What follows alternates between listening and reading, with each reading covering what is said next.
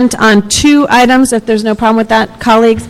On item number 12 and number 14, we will consent on those items. If that is okay with everyone else. Sorry, what'd you say? Item 12 and 14 will be consent items. We do have one change to item 14. Yeah, I want that 14. There's a recommendation in item 14 that authorizes the city purchasing agent to amend the contract with Motorola, and they're asking that that be deleted, which we concur with. It's not anything that's awarded by the purchasing agent isn't subject to council approval. Do you want to have a longer conversation about that? Okay. So we're going to hold that. So 12 will be on consent. Let's see what 12 is, real quick. We'll take item number 6 in closed session. If there's anything that should be required to be in open session, we will do that in open session. Ms. Gruhl, Yeah. item number 10.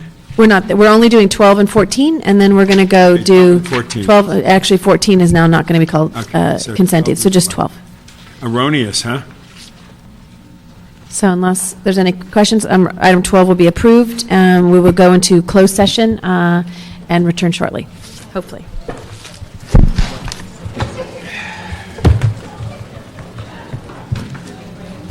Oh, thank you, dear.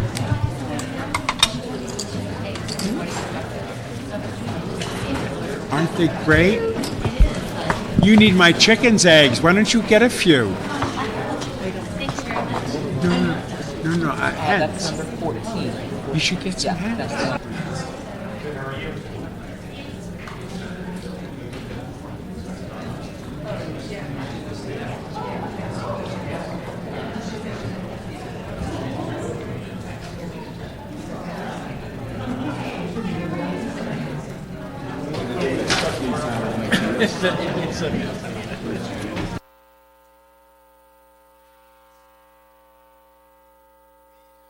Reconvene the regular meeting of the Budget and Finance Committee, and we'll go to the, first of all, the item dealt with in closed session, dealing with the, let's see, was it item Number 6. 6, dealing with the liability account. We've moved that item, adopted the motion, and received and note and file the report, but added an instruction to the city to the CAO that in the future we'd ask them to create a report similar to what the city attorney provides as it relates to monitoring pending cases, and secondly that we ask that during the budget process the CAO takes into account the potential impact on the liability accounts, the above 100,000 and below 100,000, as to cases that are in the process of being litigated or settled that come out of the conflict panel. So we'd ask those two instructions. Mr. Park, We'll move item 6 with those instructions. did you want to take item 9 first on the open agenda? Or Yes, we have a request. Is the controller here? Yes.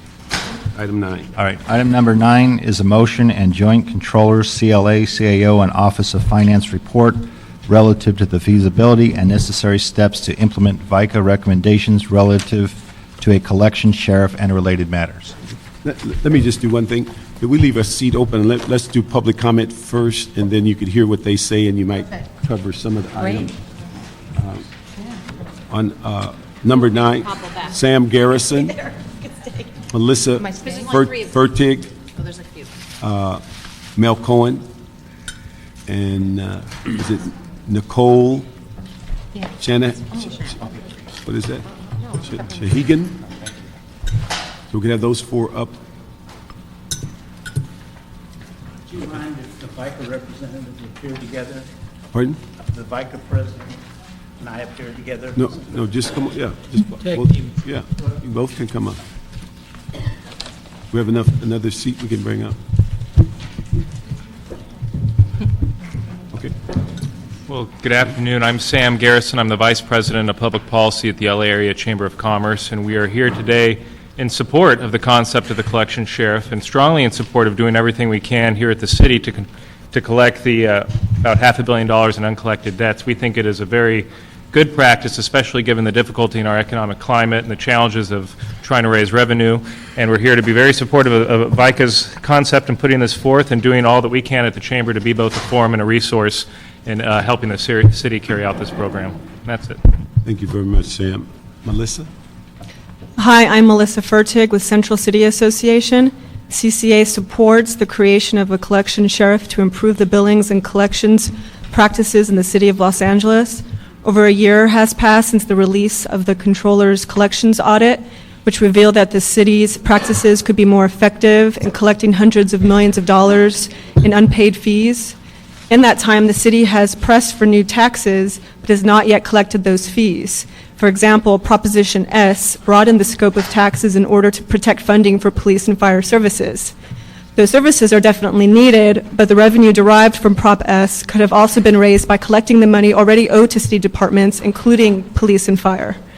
In effect, adding new taxes while not collecting outstanding debts penalizes those who pay what they owe while rewarding those who do not. A collection sheriff would be beneficial to the city in gathering revenue during this budget crunch to preserve its services, and it would be fair to everyone who receives those services.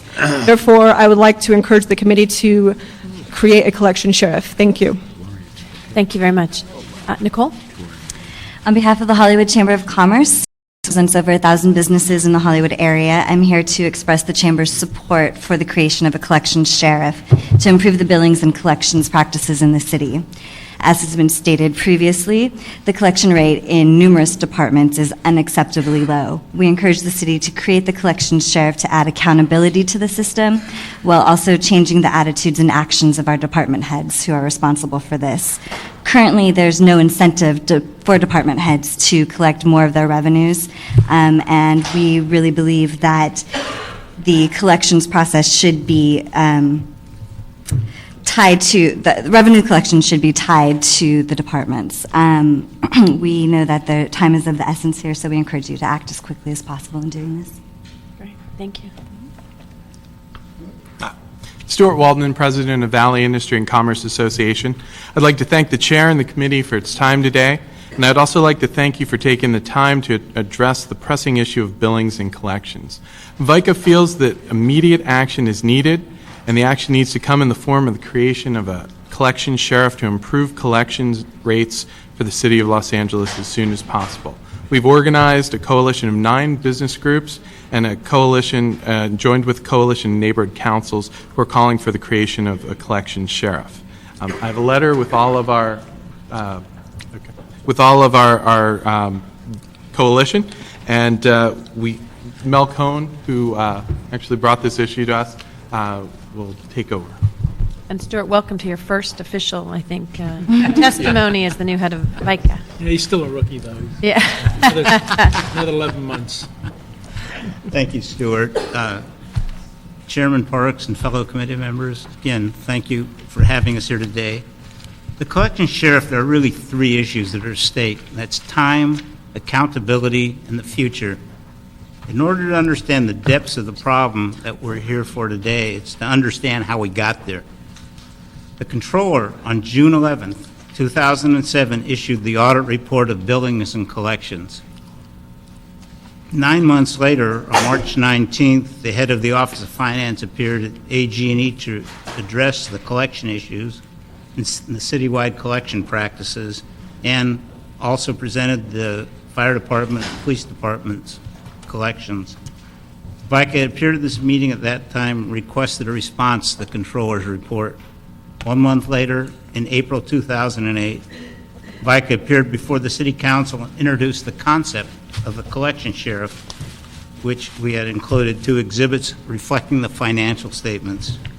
4 months later, on August 8th, Council members Gruel and Garcetti introduced a motion to hear from the CAO, CLA, OOF, and Comptroller within 30 days. 2 months later, which is today, October 6th, the Budget and Finance, the reports from the OOF will be heard, and also from the Comptroller today. And we are responding as the Coalition for a Collection Sheriff. From accountability, the fact is, on the Comptroller's reports, there were no major or material contradictions to what the Comptroller reported in her audit of billings and collections. The other fact is the guideline for collections in Executive Directive Number 5, Revenue, Billing, and Collections, was issued in October 2005. One thing that stood out in the Controller's audit report was the issue of accountability, which was really weaved throughout the Controller's audit report.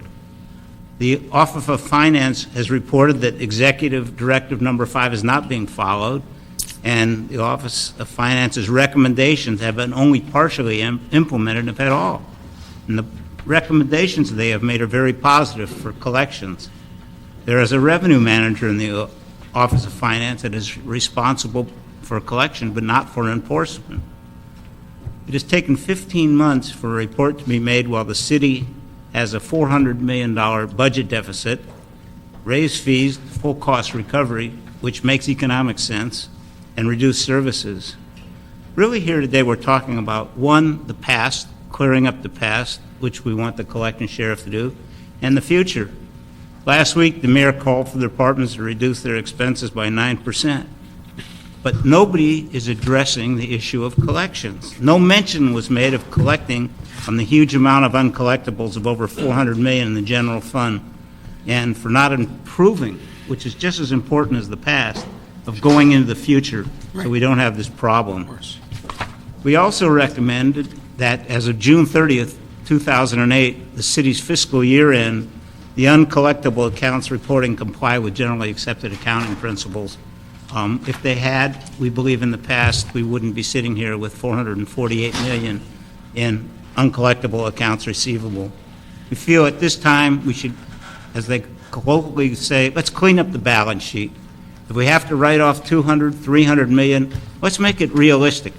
It doesn't affect the income and expense of the city. It's only on the balance sheet side, and that way you'll be able to start the year with a clean slate. It may be a hard pill to swallow for certain departments to write off that amount, but it is realistic, and it should be done now so we can go forward together. The Office of Finance has now identified, of the $448 million, that 96% of the uncollectibles are in two departments, Fire Department and Transportation. That's $430 million out of the $448. So it seemed reasonable that they could really focus on it. And what we had anticipated, that the uncollected would really come down to a few departments with a lot of money. It's kind of a general rule. For tomorrow, we have concluded the only piece missing to improve collections is enforcement, which is why we need an enforcer, the collection sheriff. As each week goes by, we are perpetuating the loss of current revenue to our city and not collecting our past uncollectibles. VICA supports a collection sheriff, and we thank you for your time. Thank you. We cover everyone. Okay, thank you very much, and we'd ask the city staff and Mr. Chick to come up at this time. Ms. Also, do we have a representative from Department of Finance? Yeah.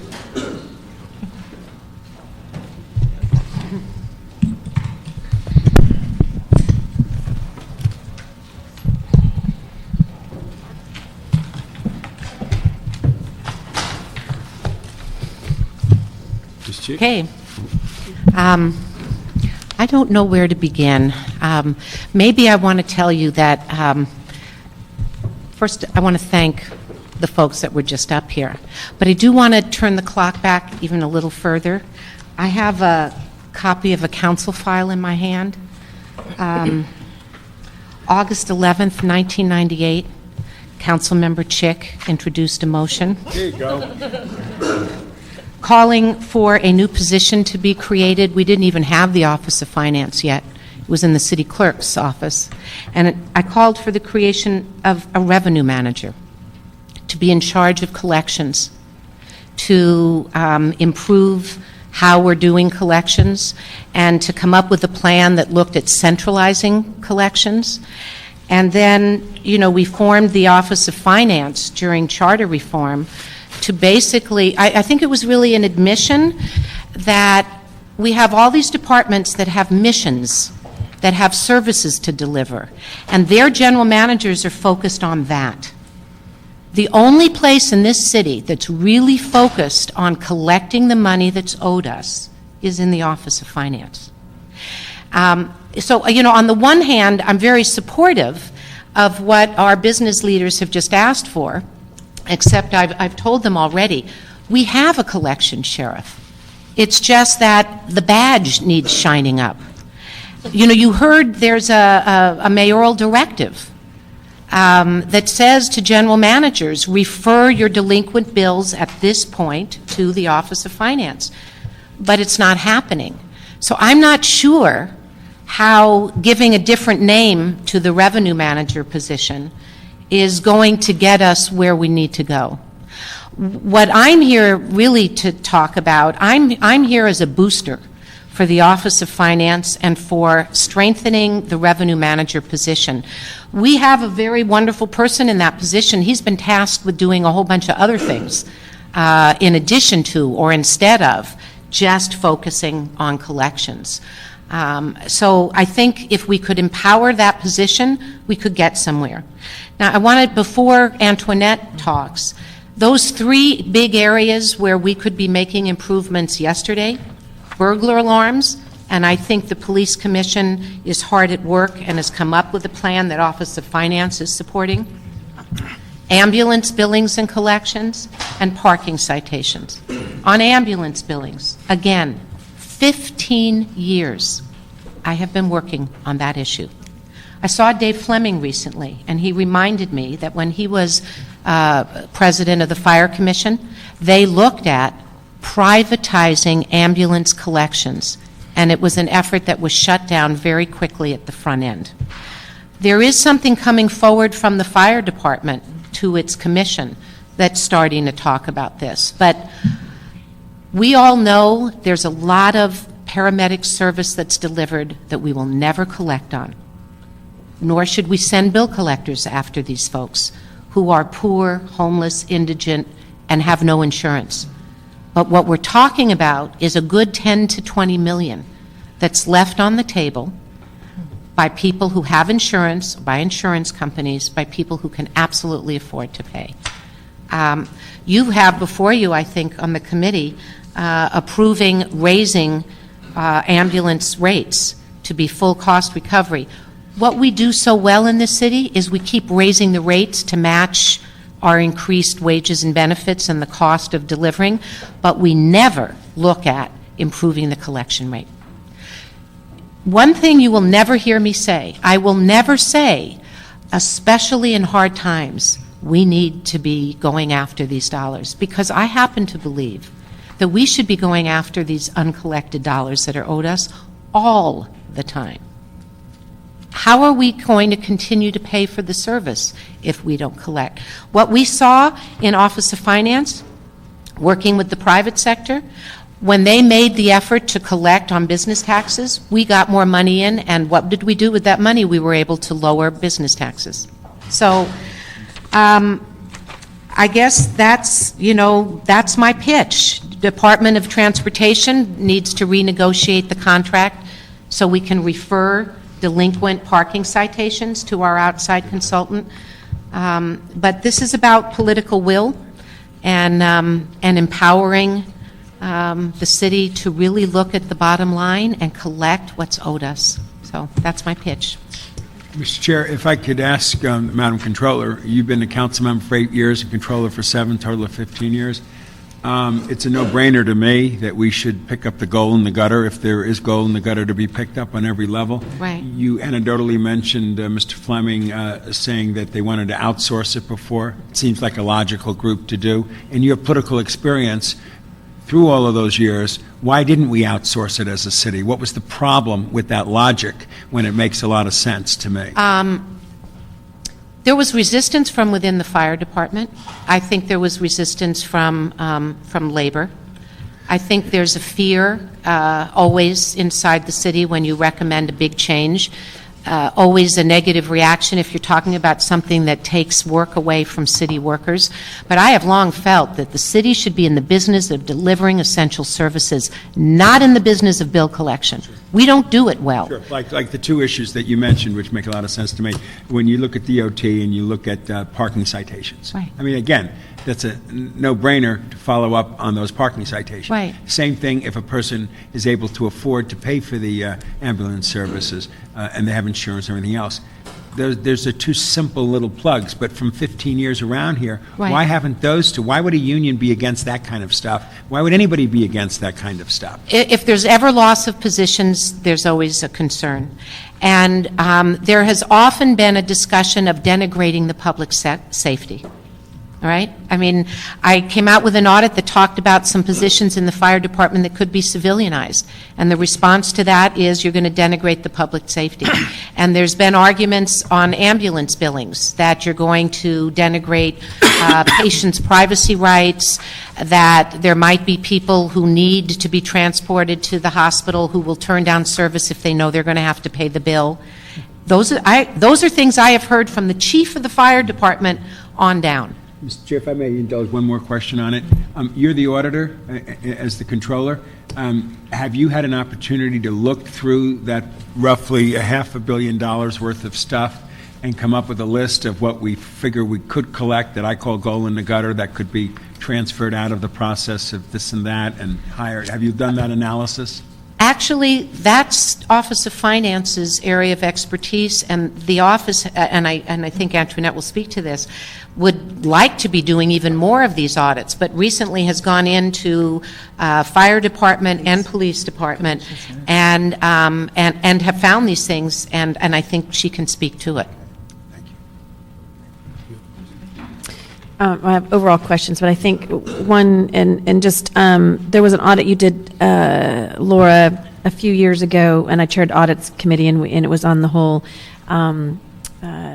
really, instead of using handhelds for, and I know we have fire department here, they may be able to report on that, because I think I introduced that motion in 2003 after your audit, and we went out with the bearing point study and came back and about ready, because I did my own trip and saw that the paramedics were doing it in triplicate as they sat there. And that was one of the challenges, I think, that was outlined in the audit, was the fact of having, as you're trying to quickly take care of someone, having to write it out. And if my writing, if they use my writing, they wouldn't be able to know the numbers of the insurance company or anything like that. So really having that handheld, and I know they're about ready to go out with that. But and they may be able to report. I think after your audit, they also went from a 90-day send out to a 17 days. The biggest issue, which Antoinette may be able to respond to as well, is the sooner you get the bill out, absolutely, the more likely you will get paid. And to really see how we're doing that in each area, and to have the kind of coordination, whether it's collection sheriff or even having more power and authority to the Office of Finance that has control over all that, because we have disparate groups looking at collecting. For example, on the whole issue of the alarm fees, we're waiting right now in the city attorney's office for an ordinance that would allow us, because we fought with the industry at the time, which is when you come in and actually are going to have a new security system that you don't get it. I mean, you might need a building permit. You have to prove that you've paid for your permit, because it's not only the alarm fees that are associated, it's actually the permit fees, which are clearly another way. And sometimes when we have an alarm fee, they don't know who the permit is attached to, so they don't have one. And so we lose that. We can never get that back. They brought boxes, I think, the last time the commission did.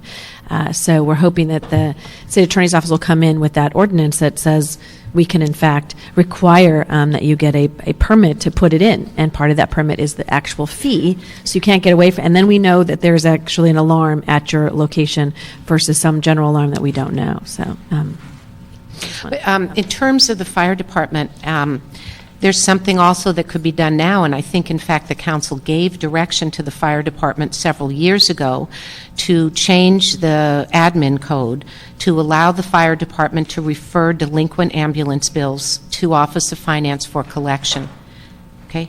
It's been over, how many years? Agencies. To collection agencies. How many years? About 5 years.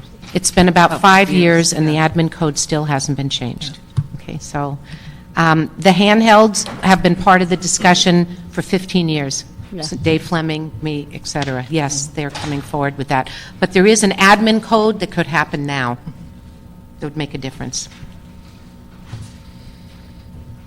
Okay, any other questions? Okay. Okay. Good afternoon, everyone. I just wanted to touch on a couple of things that I think are very important, relevant to improving the collections on accounts receivable. As you well know, the Office of Finance's core responsibility is to collect on taxes and permits, and also to make recommendations to the mayor and council on the efficient organization of accounts receivables within the various departments that generate revenue. One of the things that we did when the Office of Finance was first formed is we created citywide guidelines for departments to use to improve upon collection of delinquent accounts. Those guidelines have been in place since 2002, and we have made changes to the guidelines over time, utilizing the best practices of other cities and municipalities who bill and collect on revenue, on accounts receivables. The other thing that the Office of Finance has done, we have completed reviews, as indicated, of several departments. The two in particular, as stated, were the fire department and the police department. Those reports did go before the Audit GE Committee. I believe our fire report had about 40 recommendations that we felt should be implemented to improve collections of ambulance billings in particular, since that is their largest receivable. And I do believe that if those recommendations are fully implemented, there is the potential for an additional $10 to $20 million annually. Presently, that is not happening because, as Controller Chick indicated, there are things that they need to do. One specifically is they do need to amend the code. That is Admin Code 5.181. Which allows for the referral of ambulance billings accounts. We have been discussing this for many years. At one point, I know that council did agree that it should move forward. The city attorney's office did draft an ordinance, amend the ordinance to allow for that, but no action was taken on that. What I understand, there are Hipaa issues that were of concern by the fire department, and their city attorney liaison were working with them on that. We believe that those Hipaa issues can be addressed. There are a number of large cities, New York, Chicago, Dallas, Long Beach, San Diego, who actually outsource ambulance billing and collections, and they have done a significant job in improving upon collections of ambulance billings.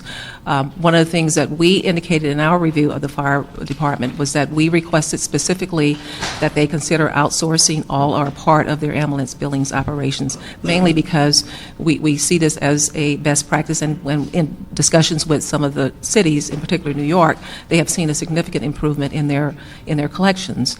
And so we still feel that that's something that should be done, and one of the things that we have indicated is that we believe that the fire department should do a cost-benefit analysis before any investment in this by the city in purchasing equipment is done, because there are options out there. You could outright purchase the equipment, you could lease it, or you could utilize a contractor where they supply the equipment and the contractor would receive a net amount of the revenue that's generated. The other thing, that's for the handhelds or something else? The handheld, the device as well as the software. Okay. And this is part of the report that the four right, it's part of the report. I'm just trying to address some of the key things there. So we think that those are the things that really should happen right away. Relative to the transportation department, we are in discussions with the general manager relative to looking at the current contract that they have with ACS. We've asked them to consider strongly referring those accounts, those delinquent accounts that the contractor has not been able to collect on, to the city's collection agencies. There are 4 collection agencies that are being utilized by many revenue-generating departments, including Office of Finance. These collection agencies serve as a secondary collector of delinquent debt when a primary collector, which is the case of ACS serving for transportation, is currently doing. But what is happening is that the current contractor is basically working those accounts for 5 years. And we believe that there should be 2 fronts. You have the primary collector after a period of time. If they're unsuccessful in collecting on that delinquent account, we need to get it to the secondary collector, which is the collection agencies. They have the ability to utilize a number of tools that they have in place, skip tracing and other types of methods, as well as refer accounts to the credit bureau if, should the debtor not pay. So I just want to just touch on that, just to let you know that there are things that we are doing in the Office of Finance. We're also working with the Mayor's Office on developing metrics for the various department heads to be held accountable relative to their collecting on their accounts. The other thing is that when the controller released her review, she indicated that there should be a feasibility analysis regarding centralization of accounts receivable, and that was further added by the mayor, that our office do look at the feasibility, perform a study, feasibility analysis, basically not to study centralization again, but to determine how we can fit all of the various systems and resources that would be needed to have a centralized billing and collection operation. And so that's something that we do have in this report as well. We think is very key and important. As Laura also indicated, when you look at the various missions or our core missions of various departments, collections is not always their top priority, and it isn't in many cases. They have other core mission and charter responsibilities. So if we're able to centralize that, I think that the city would really gain a lot, and there would be additional revenue available to be used for public services. So the group met, and we went through the $500 million that was identified by VICA, and we've identified a number of issues that we think needs to be addressed, and a number of recommendations that really should address the situation. And when it comes to a collection sheriff, I think that's really the Office of Finance's core responsibility. And I think that if these recommendations are addressed, it will go a long way in improving delinquent accounts, not just for those two departments, but also for other departments that bill and collect revenue. And I think the concept behind the, Mel and those recommending this and VICA was really, whether it's called a collection sheriff or the Office of Finance, that there is that consolidation, that there's one person you can kind of say you're accountable for ensuring that those departments go into one location and one place and their standard policy. So if any delinquent, whether it's fire department, police department, transportation, after a certain period of days, goes to that next, so that there's a, because you are experienced in collecting, so. Right, and I think what's important is we really need to get to the core of the primary billing and collection efforts. The primary collection effort is done by the departments. What I'm talking about in terms of centralization is centralizing the primary function within one department, so that one department is held accountable for that, not just the secondary piece. The secondary piece, we need that right now. We need to keep moving that forward, but we do need to look at, that's your item number 6 on your recommendations, what looks at centralizing of citywide billing and collection functions.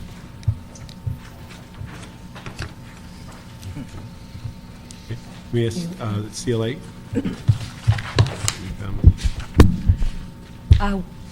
We agree that Antoinette really is and should be our collection sheriff. With these recommendations, we believe that that will strengthen the enforcement and the success rate of the collections effort. And we don't really need another collection sheriff to be funded, especially when it might be redundant of what the Office of Finance is already mandated to do. Ray? I will just add just a few quick things. One of my first tasks back in 2001, when the controller was still council member, was to sort of form a task force, put together some criteria, for the revenue manager, look at collections. That piece had gone forward, but at that time we always knew we need to get to actually the centralization part, and we were always waiting for FMS or the new financial system to do that. But we need to move forward, and we need to move forward today. Part of the feasibility study is really about how do we actually implement this. And Antoinette's going to be chairing a little task force again and coming up with the scope of work, and our office has agreed to fund that study. So. Let me just go over a couple of things. And we've struggled with this since I've been on the council, and we just had a few of these motions that are in summer study. or they say in show business. It's a joke. Yeah. They always say during the budget, they're going to do that during the summer, their studies. CAO. If you're in the theatrical world, it's summer stock. Okay. Got it. But let me just give you some motions that have passed this committee and is in the process. 052514 was myself and Ms. Gruhl that asked that we pull together the CLA-CAO Office of Finance and report on analysis of the city implementing expeditious way to improve the collection rate of payments for fees or other accounts owed to the city services from individuals as well as insurance company and Medi-Cal. Then we had 070465, myself and Mr. Smith asked that the CLA, CAO, and the report to the Budget and Finance on recommendations, mid-range, short-range, long-term, on increasing collections while taking into account the controller's current audit on citywide collection accounts. And then 070687, myself, Ms. Gruhl, had a motion that talks about the issue of extending the contracts for outside vendors to help us identify additional revenue. And then Ms. Gruhl had one 071886 that talks about centralizing the issue of collection. And then there's one other that we're trying to find that talks about our accounts that go out and look at a better way to look at our revenues coming into the city. So what I think the issue is, and you've only worked on it 15 years, but the issue is that it's pretty clear that we have to address this, whatever we name that position. But what seems to be falling apart is that we've all identified pieces of the problem or the larger problem. It's the operational issue of causing it to occur. I think that's where it, because our frustration, we run into it in budget every year. We're asking for departments to do their fee analysis earlier. We're trying to, and all these things get done, but then when it gets to the point of collecting the money, it goes by the wayside. And we've asked a couple of times of Department of Finance where departments cooperating, and although they're polite and they say, well, they're getting better, our sense is they're not cooperating by giving them those bills so they can give it to collection. And I think that's the kind of issue of we could name it almost anything. It's a matter of who's going to make it happen, because we have more than enough motions and studies that say we have, I still have one of those hesitation marks on my wrist when I had to vote for $94 million on the paramedic that we waived because we couldn't collect them. Right. I mean, $94 million is a lot of money. I mean, so these are things that I just don't know at this point, in the sense of how do we get somebody to rein all this in and actually make it happen is where we seem to be the shortfall. We have your audits, we've had motions, we've looked at it. It's just a matter of somebody has to put their hands around it and say, this is my job, and bring in the fund. Question. I believe the Office of Finance, on a monthly basis, you have a sense of who's referring and who's not. I mean, I remember as new controller, I was doing quarterly reports on new workers' comp claims, department by department, so that the mayor and the council could see, which departments were trying to really control and keep down those new workers' comp cases. Well, I don't like the term report card, but I don't know what else to call it. Office of Finance has a report on a regular basis that's showing which departments are working with her well and which ones are waiving. I mean, that's one way to give you an indication. And then the other biggies are to push very hard forward as the Fire Commission undertakes looking at this contract that's being recommended, and pushing on DOT to open up that contract. And then the study that's going to come forward that's basically going to lay out which are the departments that can first have their collections pulled over to Office of Finance. And I think if all of those things happened, I mean, I guess part of the point about the collection sheriff is a collection sheriff, just like the revenue manager, cannot tell general managers what to do. Right. Okay? I can't tell general managers what to do. I think the charter basically gives that power first and foremost to the Mayor. mayor and to some extent to the council, but first and foremost to the mayor. So there's an executive directive, number 5? Yes. It's out there. Yeah.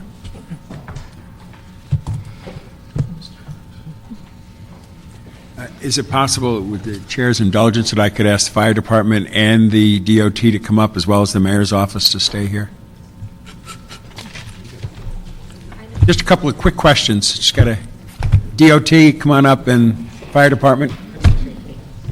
And we got the mayor's office already here. No, I'm...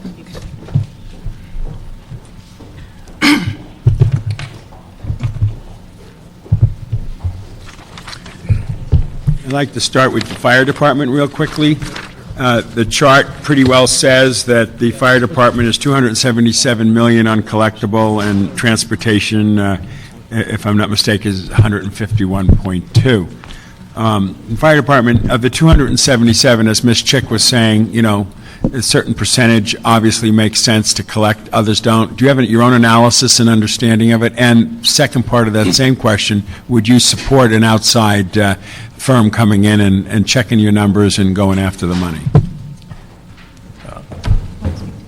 Sure. No.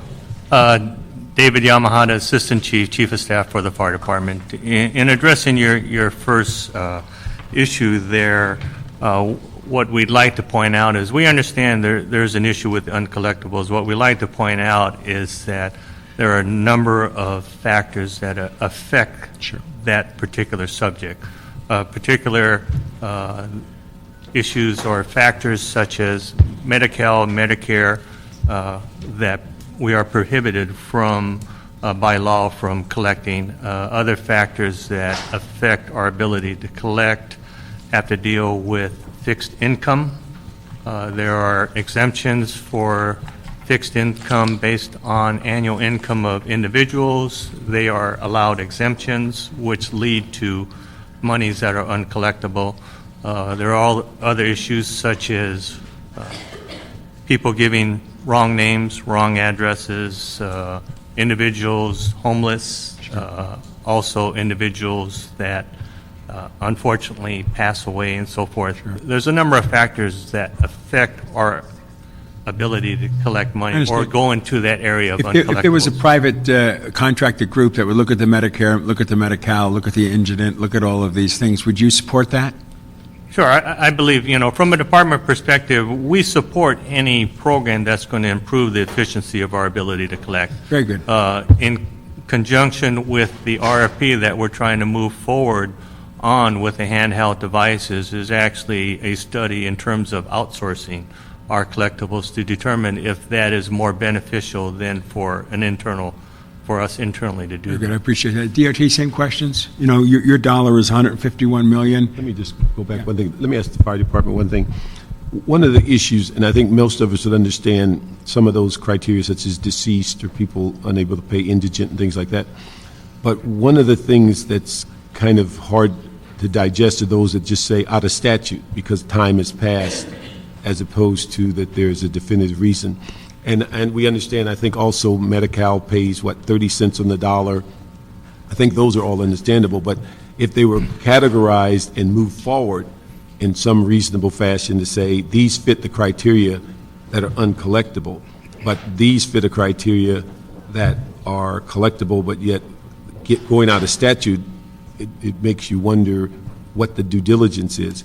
And this goes back to Department of Finance.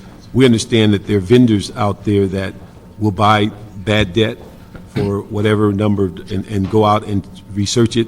We even had a vendor come to us recently and said that after everybody's through with it and it's a dead issue and you're going to put it in file, we'll go, just give us those and we will take the time and energy to research them. And so I think the issue is whether we're using some of these outside resources to the best of our ability and whether we're taking those off the top that everybody understands you'll never collect from a deceased person, or you never, and what the dollar amount of going to small claims for what the value is. Those I think are understand. The other ones that are viable and could be collected is where I think we have a biggest concern about. And Mr. can I- Chair, I'm if sorry. you- Let me get fire department, then we'll get. I'm saying, and there's that if you wouldn't mind, I mean, this relates to what you've asked, Mr. Parks, so the document that I think you put in our packets, or the 2005-6 revenue summary that walks through, which is Medi-Cal, not reimbursable by law, how much that is. I mean, it's a snapshot in time of 05-06, but where there are, areas that we have some control over and where we don't. Actually, getting back to Councilman Parks' question, as a result, or that concern is our concern too, and per direction of council previously, and after our meeting with the Controller's Office, discussing this with the Office of Finance, we are moving forward with some ordinance changes as was discussed by the City Controller and the Office of Finance, which will allow us to move forward on moving those to collection. Yeah. Okay. If I could go back to DOT, same question I asked. It's 151 million. Do you have any sense of the analysis of that, and would you support an outside person coming in and moving fast on it? Thank you, council members. Amir Sadati, Assistant General Manager, LADOT.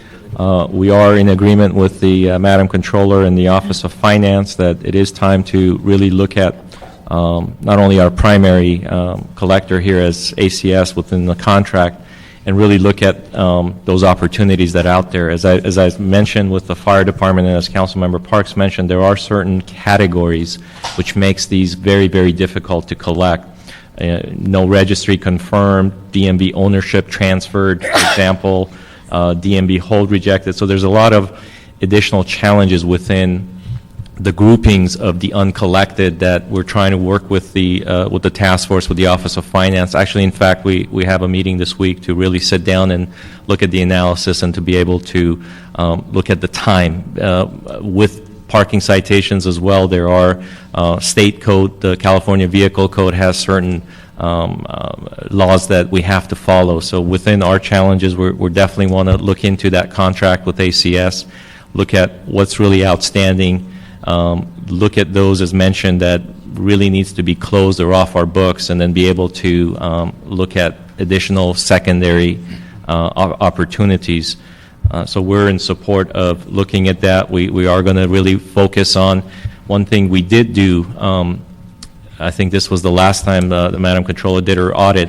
We went out and really changed out our handheld equipment for the officers. There is actually a lot of effort gone into operational efficiencies to make sure, with the use of technology, license plate recognitions, and other things, that we are doing a better job to capturing the necessary fields that are then necessary. Robert Andelon, who's my chief analyst as well, been meeting with the Department of Motor Vehicles and really trying to get a better collaborated effort from them, because a lot of times the data share between our department, ACS, and DMV, also there's improvements to be made. So in essence, I think we're all after the same thing, and really, with a lot of this money out there, how can we do a better job on those that can be collected and do it in a much better fashion? I'm delighted, and I don't want to jumpstart my colleagues or anything, but I'd love to see in a month everybody come back with a complete analysis and an RFP to hire an outside firm and get somebody on board before the end of the year, so we can actually go cracking on this thing and make 09 our starting point of cleaning up the mess, and with timetables in it, would be my dream. Let me ask DOT one thing also, is that, if I understood that you currently have an outside agency that collects the resources or the funds. Correct. The city currently has a contract with ACS. It's a 5-year contract. We're in year 2, I believe, or year 3, so there's 2 additional years. Is that options of 1 year? I think, did we do 5 complete years? It's five full-year term with annual options, well, with month-to-month if necessary, depending on the RFP process. 'Cause I thought is that the one we did 3 years and then 2 1-year options? No, it was Circle where we did 1 year with 4 1-year options. But now, okay, go back, and I'm sorry to interrupt you, but on the issue of we have an outside agency collecting funds, but if we're 150 million on a shortfall, then what's the issue of why they're not collecting more of the revenue? Well, again, I think Mr. Sadati mentioned some of the outstanding challenges that we have, which would be having correct ownership information. A lot of the information we have from DMV is either dated or in transit. There's not necessarily compliance with the DMV regulations that you re-register your vehicle in your name once you've purchased it from another private party within 10 days. So as a result, if the registration doesn't expire for a number of months, it's not financially beneficial to go ahead and register at that point. Rather, you wait until the original registration expires. If you should receive a ticket during that interim period, DMV records would show that the prior owner was the current owner. We would send a notice to that owner. He would call and complain, I sold this vehicle, and we would have this back and forth. So that's just one example of where we have issues with DMV ownership. There's issues with people not maintaining current addresses. Again, because of the vehicle code requirement that we access DMV, there is this need to go to them for the registered owner.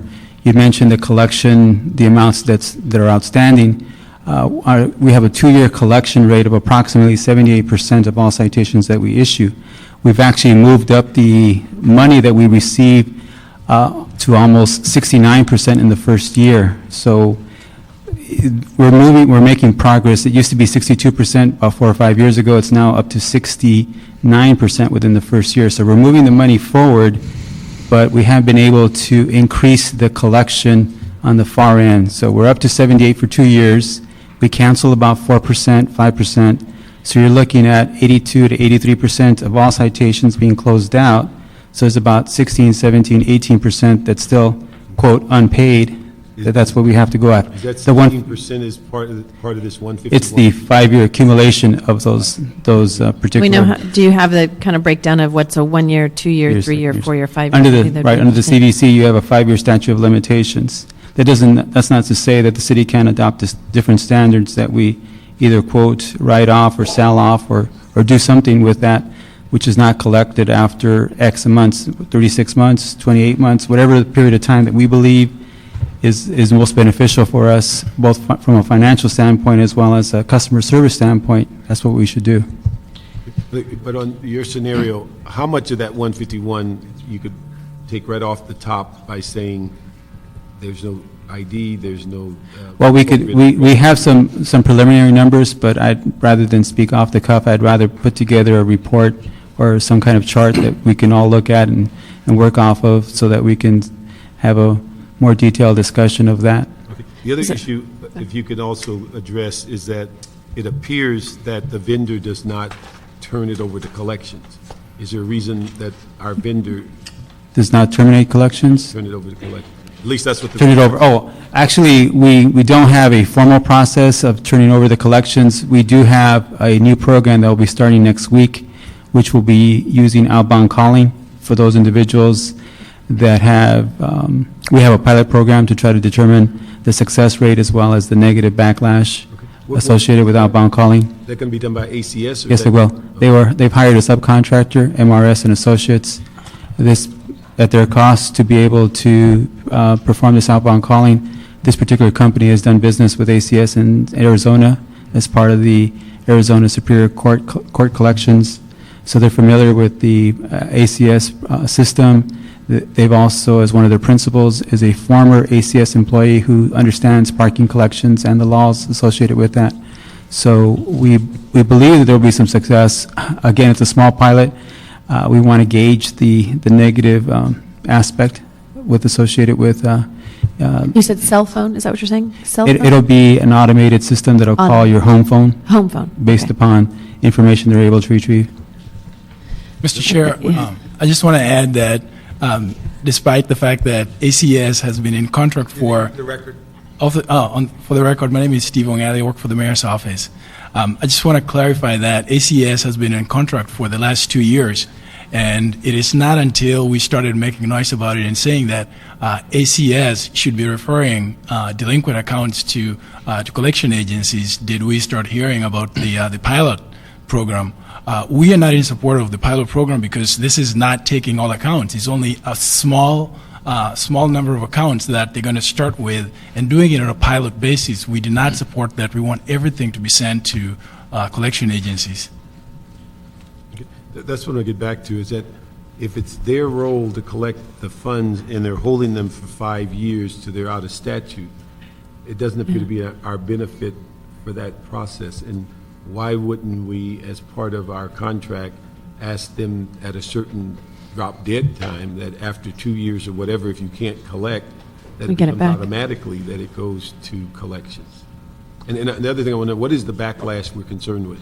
I don't know if is it any worse if than they've- getting yeah. the ticket as opposed to asking to pay? I'm sorry, what was the question? What was the backlash you said that we were? No, we haven't. We want to gauge what the backlash would be once we make the phone What calls. would you perceive it would be? I would perceive it would be some negative feedback with regards to calling at night and then therefore calling your offices and telling you, what are you guys doing? But they owe the ticket. But they owe the ticket, correct. So We're just Yeah. not randomly calling. say. No, we're not randomly calling. No, not they at all. pay the ticket and you won't No, get the robocall. No. Get their cell phone number, because a lot of people don't have home phones. So I guess with DOT, I mean, I think that in the document of strengths that we had asked for, which is looking at, for fire department, there's certainly, like Medi-Cal, we only get 30% of the dollar, so we know that 40, whatever a portion of that. But with DOT, I'm not sure we all understand exactly where the challenges are, because it's not a medical, it's not a Medicare, it sounds like DMV, and what we want to know is where we have to push the button, so to speak, with the state of California if they're not providing us with the information, if they're either one, incorrect information, or two, they're unwilling to share. Where are the pressure points that we can push to ensure that we're getting that? Because that's, I think this is the first time we've kind of heard that $150 million figure. And does it allow us to open up the contract with ACS to amend, to suggest, as been indicated, to refer those that are greater than a certain amount of time? Well, definitely the council has that ability to amend that contract, and I think that's where we actually have given some information to the city attorney's office to get their opinion. So to answer Councilmember Park's question, we are going to meet this week with the Office of Finance, with the CAO, CLA, Madam Controller's office, to really bring a lot of this information and try to figure out where the button or that timeline should be where a secondary collector could then come in. So maybe in concert with Mr. Rosendahl, that we have come back in 2 weeks. That would be great. Mr. Chair, if I could ask Antoinette to come up and respond to the DOT, what they just said about the way they were going to do it. I'm just curious if your reaction on that. I don't know. Since we're all on the record here, it's a lot of fun. Okay, I just want to touch on a couple of things. I know that DOT just mentioned that they are, their ACS contractor is, I guess, has a subcontract with another vendor to do secondary collections. And my point, and what I think is important, is that we already have 4 collection agencies that are currently in place to collect on delinquent accounts. There is not any reason for ACS to refer those delinquent parking citations after a period of time, and certainly not 2 years, to the outside collection agencies that are currently in place. These collection agencies that are on board, they have to collect their own contingency fee, so there's no out-of-pocket money for the city. They have been effective in their collection efforts. Since they've been in place, the city has received about $14 million in revenue that it otherwise would not have collected had we not had the collection agencies in place. So I think it's very important that the city looks to amending ACS contract, because they're serving as the primary collector for Department of Transportation, as other departments are serving as the primary collector for their accounts, to refer parking citations after a period of time, and we could certainly work with the Department of Transportation on what is considered reasonable to refer those accounts. To wait to get DMV information, I think the assumption is that these individuals are buying and selling their cars, annually or periodically, but many of those individuals who receive parking citations, they're the same owner of the vehicle. So why not have collection efforts on 2 fronts? You have the primary collector, ACS, that are attempting to collect, and also have the collection agencies that also they can make the outbound calls and have other tools in place to effectuate collection. It's real time. You respond to that? I feel like I'm doing my show again. Go ahead. We are basically saying the same thing. The outbound calling is really a pilot program about of 140,000 citations. It's not the entire pool. And this is something that we thought we could do faster without the time it takes to actually amend the contract. And this was, again, a small pool that they wanted to do as the contractor within the existing contract. We fully understand and support what the Office of Finance is saying, and that's where we need to sit and work together. This particular small pilot we felt was not in any way going above and beyond. It was just showing an effort, which they could have done earlier, but it's taken this long, unfortunately, to get to this point to do the small pilot. The pilot has not begun. If the wish of this committee is not to have that pilot go through, we don't have to go through. Full blown ahead, you know. We're running out of time here, and Yeah. nation and everything else, money wise. I'd like to collect as much as we can to get ready. We, for our the budget. department agrees fully with you, and, you know, we haven't begun that pilot. And again, it was a pilot at no cost to us. They were going to take a small pool and go try that because they've tried it with two of their other contracts in Arizona and San Francisco. So we're open to any suggestions, but we're definitely going to work. I'm impatient these days. Rather than do a pilot, I'd rather do a full-blown McGilla and get it done. Yeah, and we currently have the collection agencies on board, and it's actually recommendation number 3, where we direct LADOT to amend their current contract and to begin referring delinquent accounts to the city's contracted collection agencies. So we think that that needs to happen ASAP, and we do understand that the department is willing to work with us, and so we think that should happen right away. And so I think, you know, they need to come back with whatever changes that they need to do to amend the contract. I'm excited to hear that, so maybe we could do that in 2 weeks. We could have that shtick and forget a pilot, talk about a full-blown, and come up with how we're going to move forward quickly. Well, definitely, as I mentioned, we're working right now to get the information. I have some draft, and, you know, but we want to get the right analysis so that we can all kind of figure out, given what the state code requirements are and what the contract says and what we want to amend it to, what is that timeline? Because there is a time that, and it's put in their recommendation for us to work and agree on what that timeline is, so that as a primary, they take that initiative to do the primary collections, and then the city's secondary collectors would then get the rest. That's great. To use an old expression, now you two are joined at the hip, and you stay close and come back together with that in a couple of weeks. Let me just ask also on addressing the collection. Wouldn't we also have a positive impact in the fact that we are just raised the rate for parking in the sense of meters, and then citations that we're writing, if they stay the same or go up, that we're actually collecting more revenue from the enforcement area? Those are part and parcel or go hand in hand, or as far as raising revenue overall for the special revenue parking fund? Two separate things, Council Member. Yes, the meter rate that the council approved will enhance the special parking revenue fund, but also we also extended the hours of operations for meters, which then would have additional enforcement of that area, which then could generate additional revenue for general fund as far as the citation goes.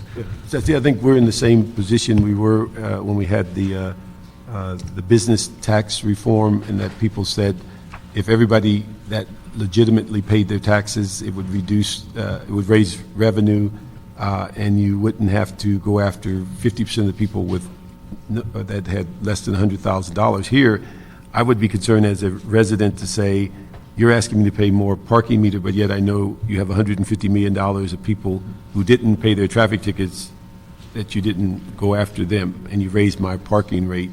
I mean, no matter how we look at it, they connect it.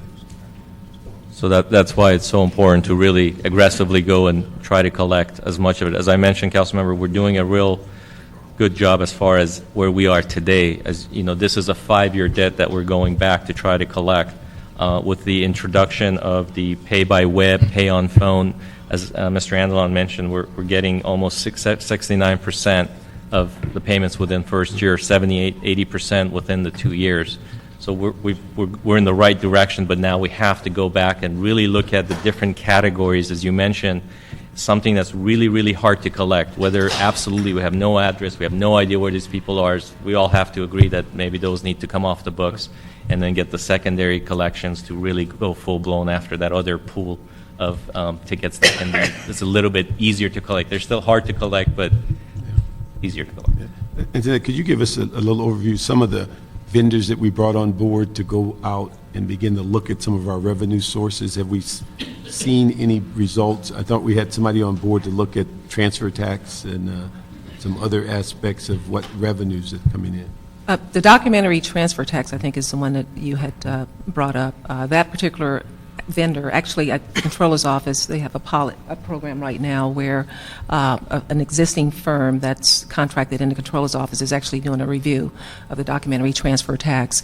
Relative to the Office of Finance, we did complete a review, an audit of the documentary transfer tax, and we did an extensive audit, and as a result of that, we found a very little recovery in terms of any additional money that had not been collected. I think it was under $100,000. So we totally welcome having an outside firm do their review because we understand that they believe that there is money left on the table. So this review by the contractor in the Controller's Office will identify the results of that. And I don't think it's complete as of yet. No, we just approved something. It's not complete as of yet. But we just approved something for your office where a group of vendors that... Yeah, I was going to talk about the sale of debt.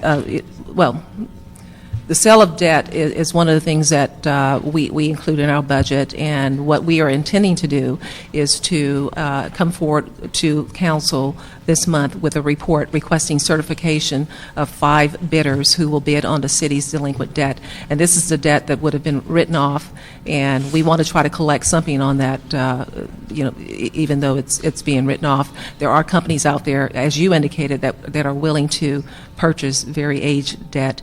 Pennies on the dollar, but it's still money that the city otherwise would not collect on. And so what we want to fold into that, not just taxes, but also parking citations, ambulance billings, and other aged debt from other departments to be included in that particular package.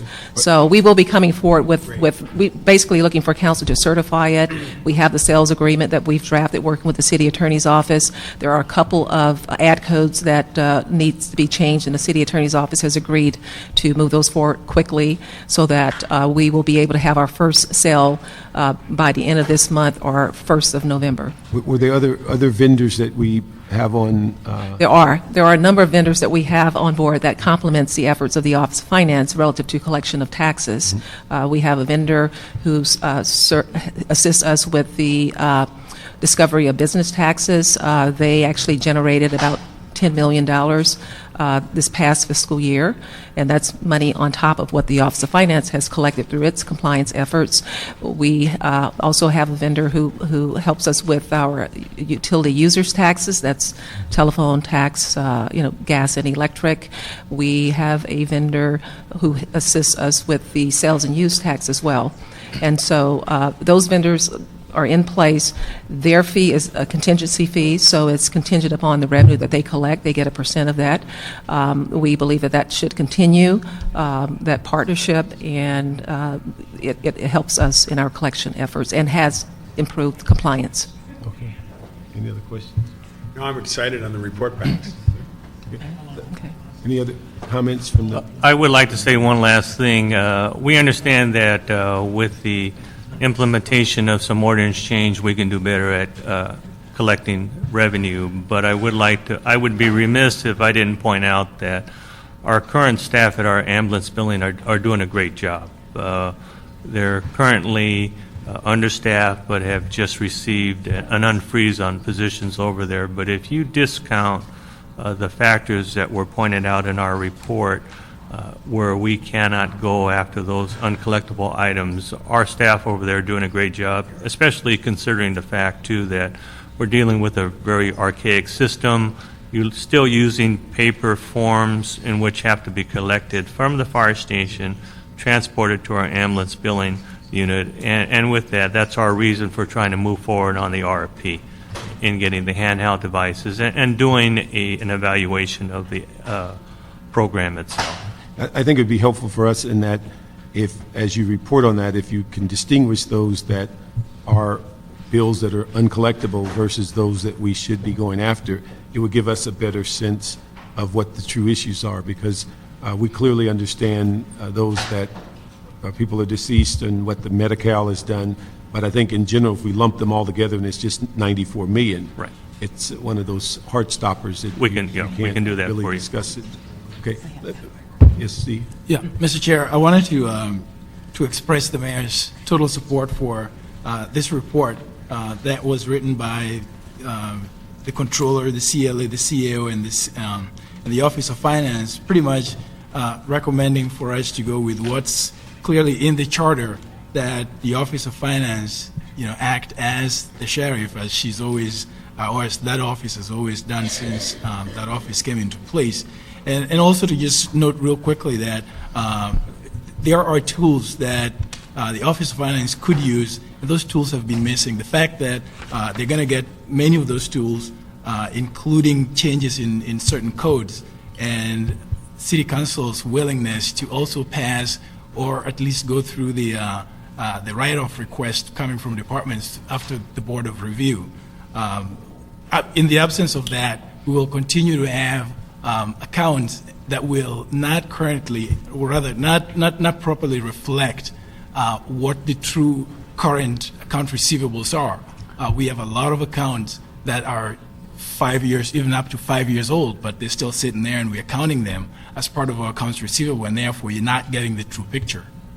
But what would be helpful for us in that, and as they said earlier with the charter, it would appear that if we could rely on the mayor's office to give that direction and make that compliance at a higher level, I think we'd all be successful, because we can sit here with motion after motion, but eventually, because it's a department that works for the mayor, their compliance is where it's falling apart. And so we would ask that, taking all of this into consideration, that the mayor's office make this a high priority to mandate general managers comply with the rules.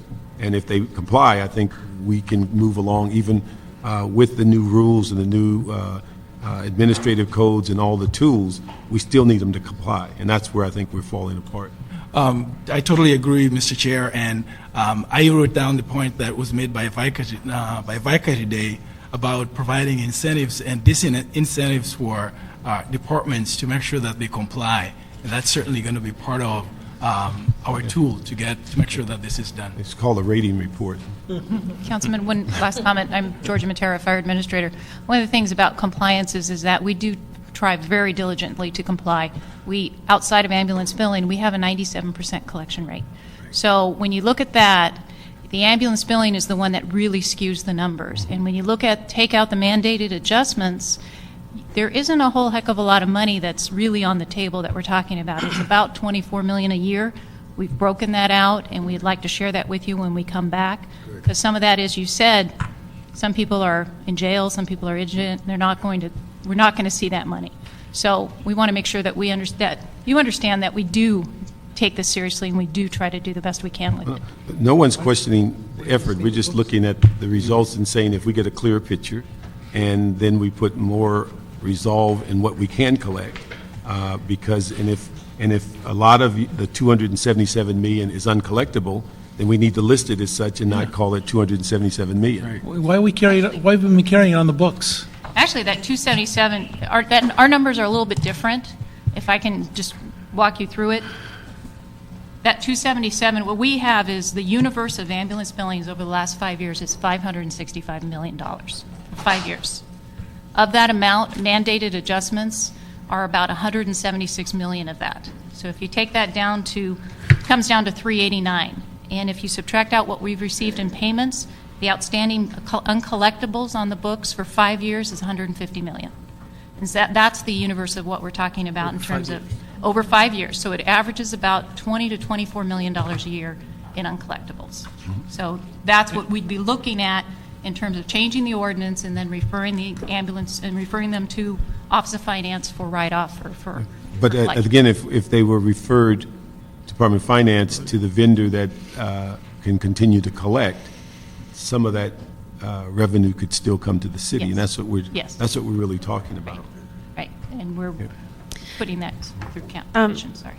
Did you want to say? Go ahead. No, I was just going to mention the information that you have in the joint report that was prepared by my office controllers, CLA and CAO, represents the audited numbers from the Controller's consolidated financial report as of June 30/07. We are looking to get the '08 numbers, but we don't anticipate the numbers changing significantly. And the 448 is the uncollectible piece that was stated and reviewed, and I believe the department supplied that information in '07. I don't know the breakdown for '08, but I would venture to guess that you're still going to have those two departments that has the lion's share of the uncollected accounts. And I just think that, it's just very important that we look at all the options that are available to the city to improve upon collections. And if we have large cities like Chicago, New York, Long Beach, San Diego, that have outsourced the ambulance billings operations, I really think that the city should consider that, do a cost-benefit analysis, and make a determination.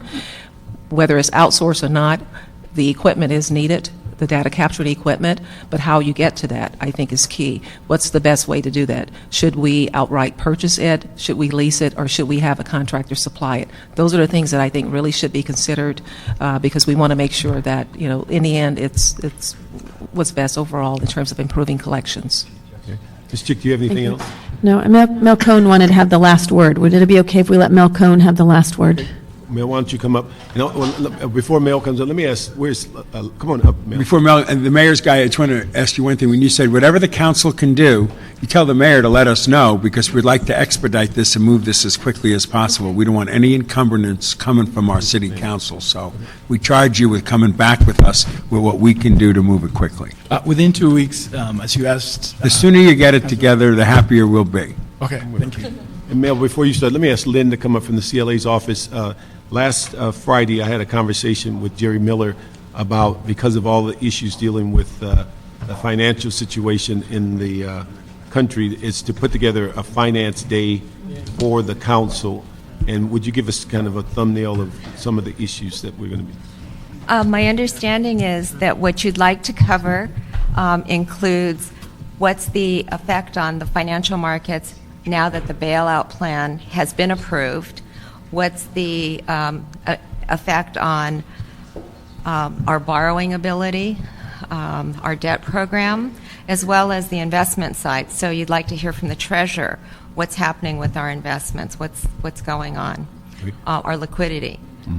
In addition to that, my understanding is you'd like to hear about the collection sheriff proposal that's come forward so that we can talk about improving our collections to help ourselves.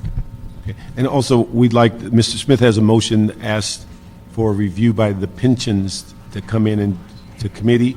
We'd like to move that into that session so that we can not have to go through it twice, that they can come in and talk about their investment, what impact it makes on them. And then we'd like, I think the committee and the council approved maybe a half a dozen revenue generators out of a report. Yes, we're going to be able to wrap up many of those and then give you a status on the other ones that are in process. Okay. And my understanding is also that I believe it's in Mr. Smith's committee that you'll be calling in businesses to find out what the impact has been on them from the current financial situation. And we've also asked LAEDC to report back on their analysis of what the impact will be on business for the coming year, so we can take a look at what the impact is going to be on the budget. And so that will be wrapped in as well. And we might bring all these back together to council, have one, maybe ask the president, have just a session on all these, because there's so much going on in this economy right now, and it impacts so many elements of our city. And I think my committee, this committee, Tony's debt committee. There's so I think we ought to have like a combined session just on that point. Maybe Wendy, as a pro tem, you can bring that up there. And probably behoove us to get all our arms around all these issues. So, and that's the one thing we forgot is the Tony's committee. He just had a session on bonds and debts. So if we can incorporate all that into one, and then this information also as we're dealing with today, so that we do not deal with it in a fragmented manner. Yes, and my understanding is the council is looking at October 15th as the date that all of this will come back. October 1? 15th. Okay, thank you. Thank you. Mel? Thank you very much. as a member of ICA and chair of their committee that analyzed the controller's reports, it's really as a matter of urgency. And I really appreciate the committee because it seems the urgency is there. Aside from Antoinette and Steve from the mayor's office, there is no urgency. Professionally, I'm a CPA. I deal with financial matters. I advise clients on collections. And I recommend, on behalf of all the groups, that you have a motion that takes the recommendations from this report, you adopt it. But really, time is of the essence. It's been 15 months, money has gone down, and I sit and I listen to the different departments. There's too many excuses, to be very honest with you. These excuses could have been taken care of 15 months ago. And we just urge that this committee move forward rapidly. I mean, you talk about accounts receivable waiting to be turned over in 2 years. Why don't you turn parking meters, if statute permits, over 90 days? Why don't you accelerate it? And I just wanted to give that observation.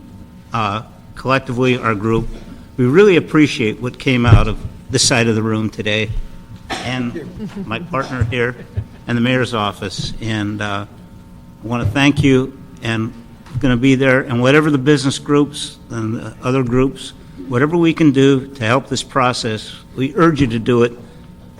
Not in 2 weeks, not in a month. Yesterday. Yeah, well, tomorrow. And that's just an observation in listening. Obviously, I'm not involved in politics and government, but just from a business standpoint, the money is there, and you can't wait. And whatever power it takes to move things rapidly, we urge you to do it. Amen. So thank you for giving me, I don't know if it's the last word, but another word. For a guy not involved in government politics, I say, see yes, you an right. awful lot. Politics and government. I'm just doing my job. Thank you, Mill. Could have used you in Washington. We'll move Thank it. you. Yeah, we'll adopt item 9, the joint report, and also that we ask that this report become part of that proposed Finance Day. And I'd like to also give you these 5 motions, prior motions, that we can incorporate into that discussion that deal with almost identical subject areas. So we'll move that item. Can we incorporate the 1998 motion in that, so we can get it off the books?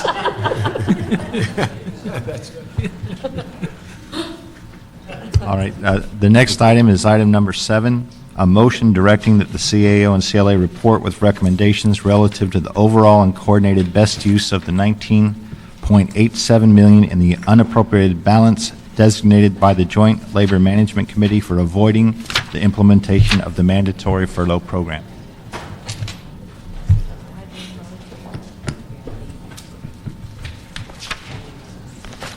So this, I don't, can I ask a question, Mr. Parks? So you don't have a report back now. This is just instructing the, sorry. That's correct. Yes, I think this is the motion to ask us to report back. We are actually in the process of putting together our second FSR. We hope to have it out. In fact, it's our goal to get it out by this Friday so we can get scheduled for the October 20th meeting. And in that, we'll be providing various recommendations on this pot of money and actually others in view of the larger picture. And maybe you can, for the general public, explain what this $19 million was budgeted for and why it's not being used for the purposes in which it was originally intended. In the budget, there was actually almost $36 million that was set aside for 6 days, voluntary furlough days. Of that 35 point, I want to say $8 or $9 million, 23 was general fund monies, and so we're talking about the general fund portion. Ray, let me just clarify.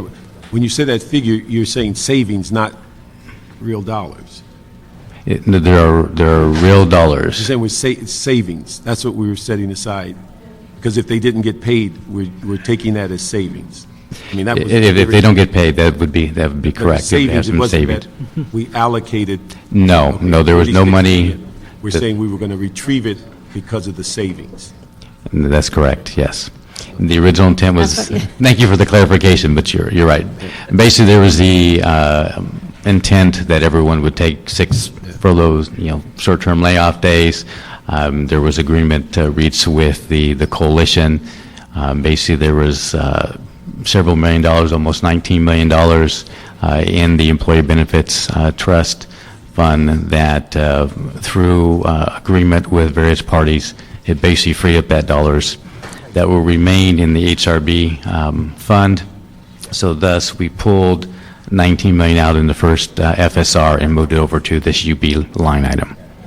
So it's been held in the UB That's line correct. item.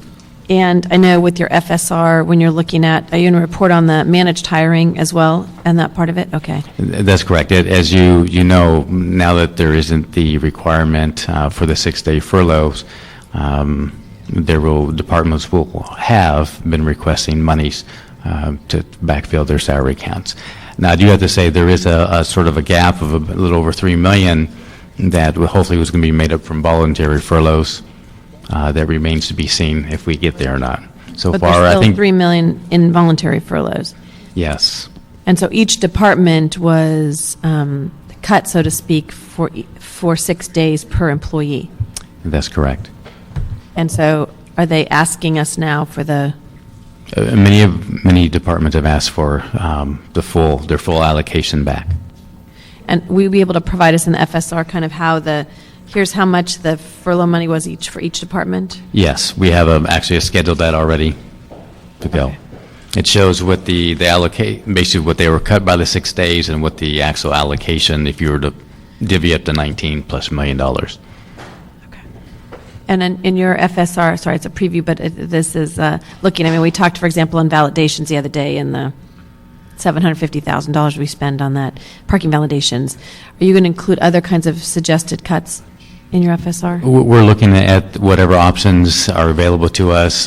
There may be some reduction recommendations, but certainly we're going to provide sort of the bigger picture and perhaps where we need to go down the road. And that was the idea that in this timing. I don't think we realized FSR was coming up, but we wanted to make sure this was included. And as we started, lots of things were coming forward to make sure it was within policy and the financial policy in the city. That now is, we realize now is a very appropriate time to get that information out. So we want to get it to you as quickly as possible. And this whole issue of the furloughs on the department budgets was above and beyond which we held money back for their, what do we call it, their rate, that we did not fully fund them. They were in addition, what do we call it, the... Salary savings rate. Salary savings yes. rate. Yes. Okay, so this is in addition to salary savings. So they were basically holding 2 hits on their budget. That's correct. And so do we believe the 19 is going to cover the negotiated agreement throughout the city? I mean, is that going to be As enough? far as the short term, it should cover, I believe it's going to cover most of it, yes. And then was there... No, we're still tallying some of the numbers and so forth, but yes. Could you give us an idea, is there specific language written down as to what that agreement and what the money would be used for? It was to really free up the dollars, the money would be set aside, and the intent was hopefully to allocate as needed back to the departments. I was going to ask, Ray, why do it all at once? Why not do it almost, why don't we authorize you to do that, but do it almost as needed basis? Because you're going to find with the salary savings that some departments, particularly with managed hiring freezes, aren't going to be filling up positions and stuff. They aren't going to need that much money necessarily. So let's take Department X and say they were originally going to get $1 million of this 19, but realistically, toward the end of the year, they're at 750. Then we'll end up sweeping the money back, or why don't we just boil it out as needed? We would agree to you. We're not planning on just allocating all of that money back. No, So it's basically, gonna we're going to dribble- look at what departments have reported. Our analysts are working with departments to find out exactly where we're going to go with the managed hiring, taking into account, attrition. Because hiring, that might et cetera. easily pick up that $3 million. Exactly. And I Yeah, think but it we don't expect to have to divvy up that full amount back to every Okay. single department. Yes, we will do it on ad hoc, as needed basis. No, that's it. I just want to make sure that's included in the. And now, Drew, you had not to move it, is that what your recommendation was, not to move it to the UB special fund? Well, I think that the money's already in that UB account. UB, but it was, It's already in the UB. We had that instruction in the first FSR. But was there a request to move it into a fund with a different fund within the UB account? It's set up in a separate account in the UB. Within the separate account, so it's not part of the contingency? No. No. So that, all right, so then that answers all your questions? Yes. Okay, so we'll move that item, approve the motion on item 7. Item number 8 is a motion relative to a transfer of $1 million from the Human Resources Benefits account to address the backlog of unanalyzed DNA rape kits in the police department.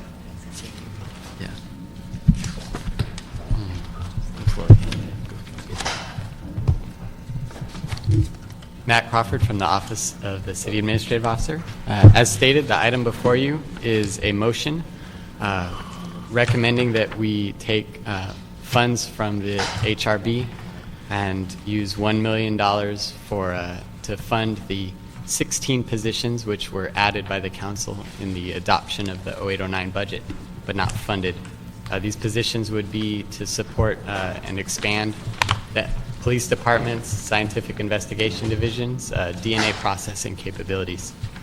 In addition to the funding the 16 positions, there are $250,000 that would be sent to the contractual services account for outsourcing of DNA processing, and $50,000 for expense money for the kits. Our analysis and our recommendations agreed with the need for the funds, but disagreed with the source of funds. And in discussions subsequent to the release of our report, we have changed once again. Where we stand right now in terms of our recommendation is that we should allow the police department to unfreeze the positions, and we will address the funding aspect as part of the financial status report as a holistic approach to the department's civilian salary account.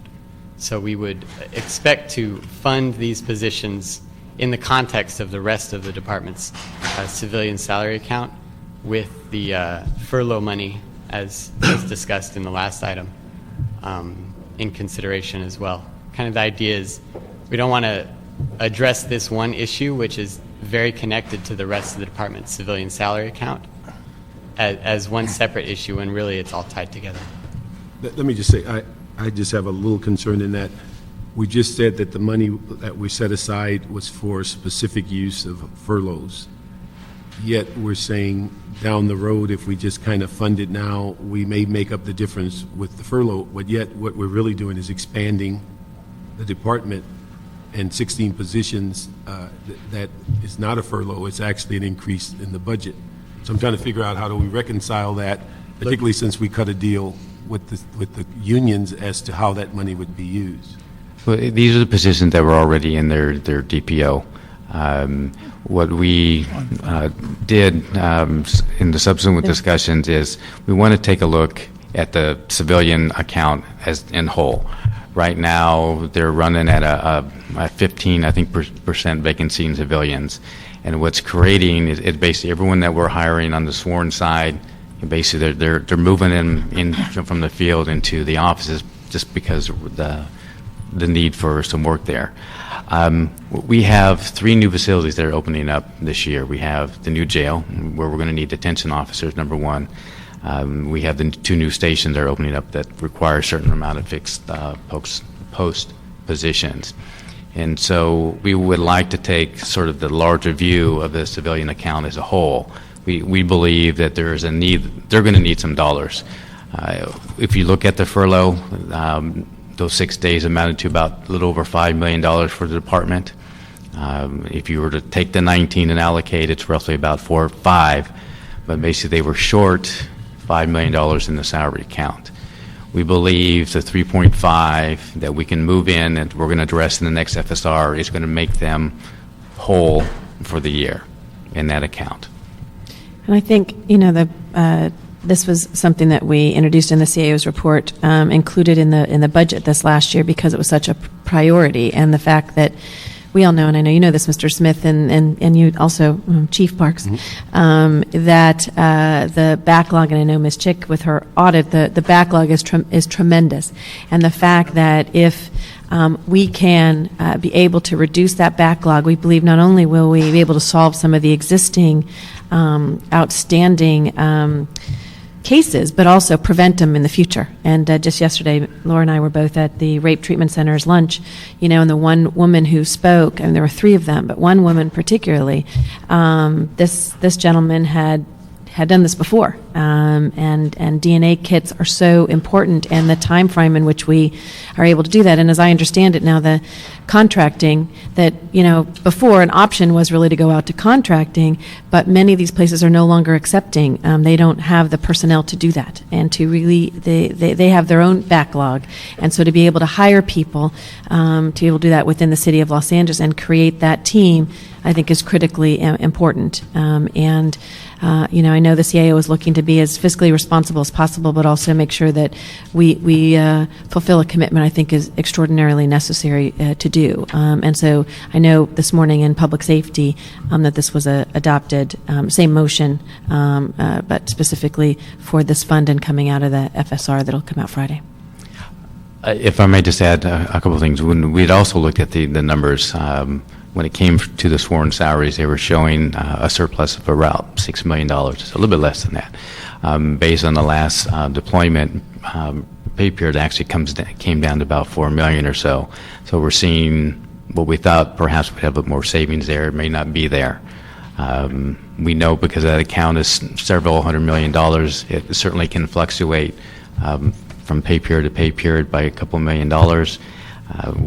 We also acknowledge there's a need to actually promote for some field training officers with all the new recruits that are coming out there. We do need to make sure we have sufficient training officers that are out in the field helping those officers as they perform their duties. So, may I? So just before the recommendation out of public safety this morning is what you're recommending here today as well. Yes, it's basically to allow the hiring and instruct us to insert language in the next FSR on Friday to move the money. Yes, just 2 points. One, in your discussion when you have the briefing about the budget, I hope I can add some numbers to the CLA for you to contemplate, because I've been having, a heck of a time trying to get my arms around LAPD's budget and how much it's grown and what the percent of the general fund LAPD's budget is. Because, let's see, on this chart, the pie chart, it says for 2008-2009 budget, unrestricted revenues of $3.8 billion. Fire and police are 70% of our general fund budget. LAPD is 52% and growing as we speak. And I would be curious to know if we could even predict somewhat what next year's budget is going to be when you look at the increase in the number of officers and an MOU coming up, right? So that's kind of one discussion about how big it's growing, what revenues are coming in, what dollars you need to allocate to other things in the city, even other public safety things like emergency management department, et cetera. Okay, so I say that on the one hand.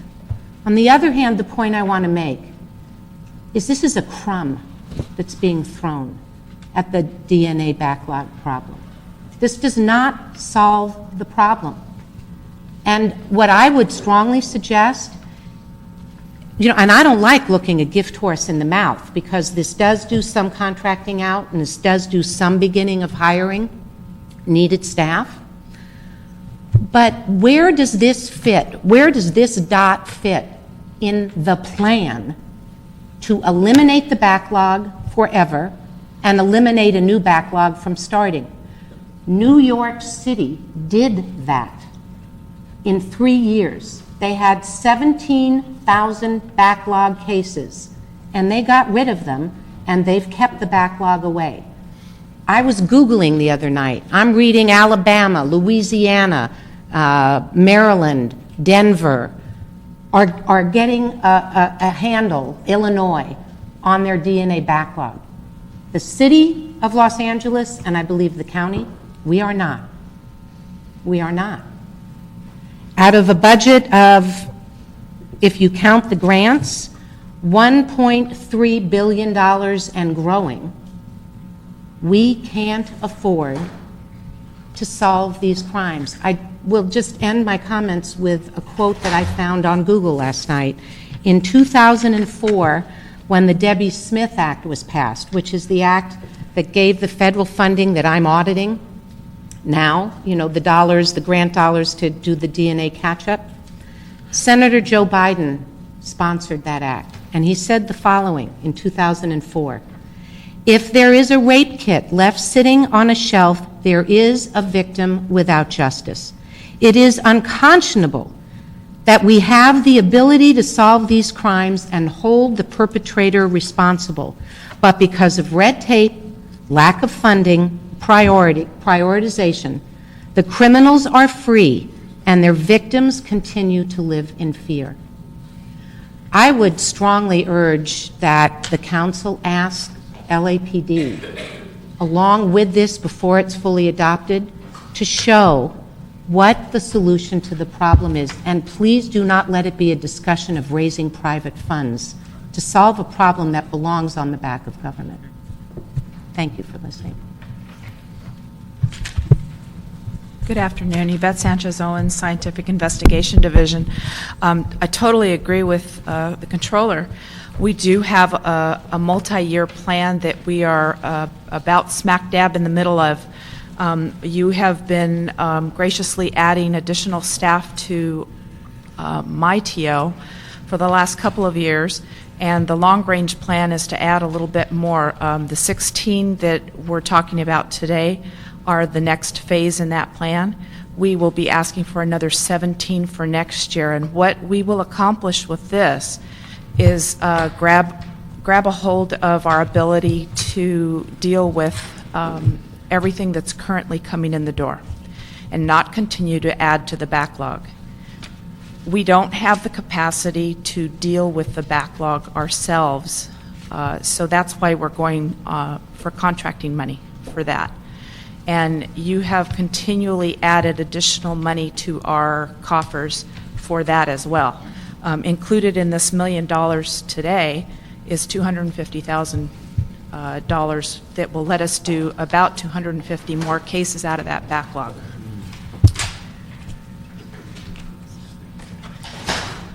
Ms. Chick just handed me a question. She asks, how fast can we hire and train these new staff?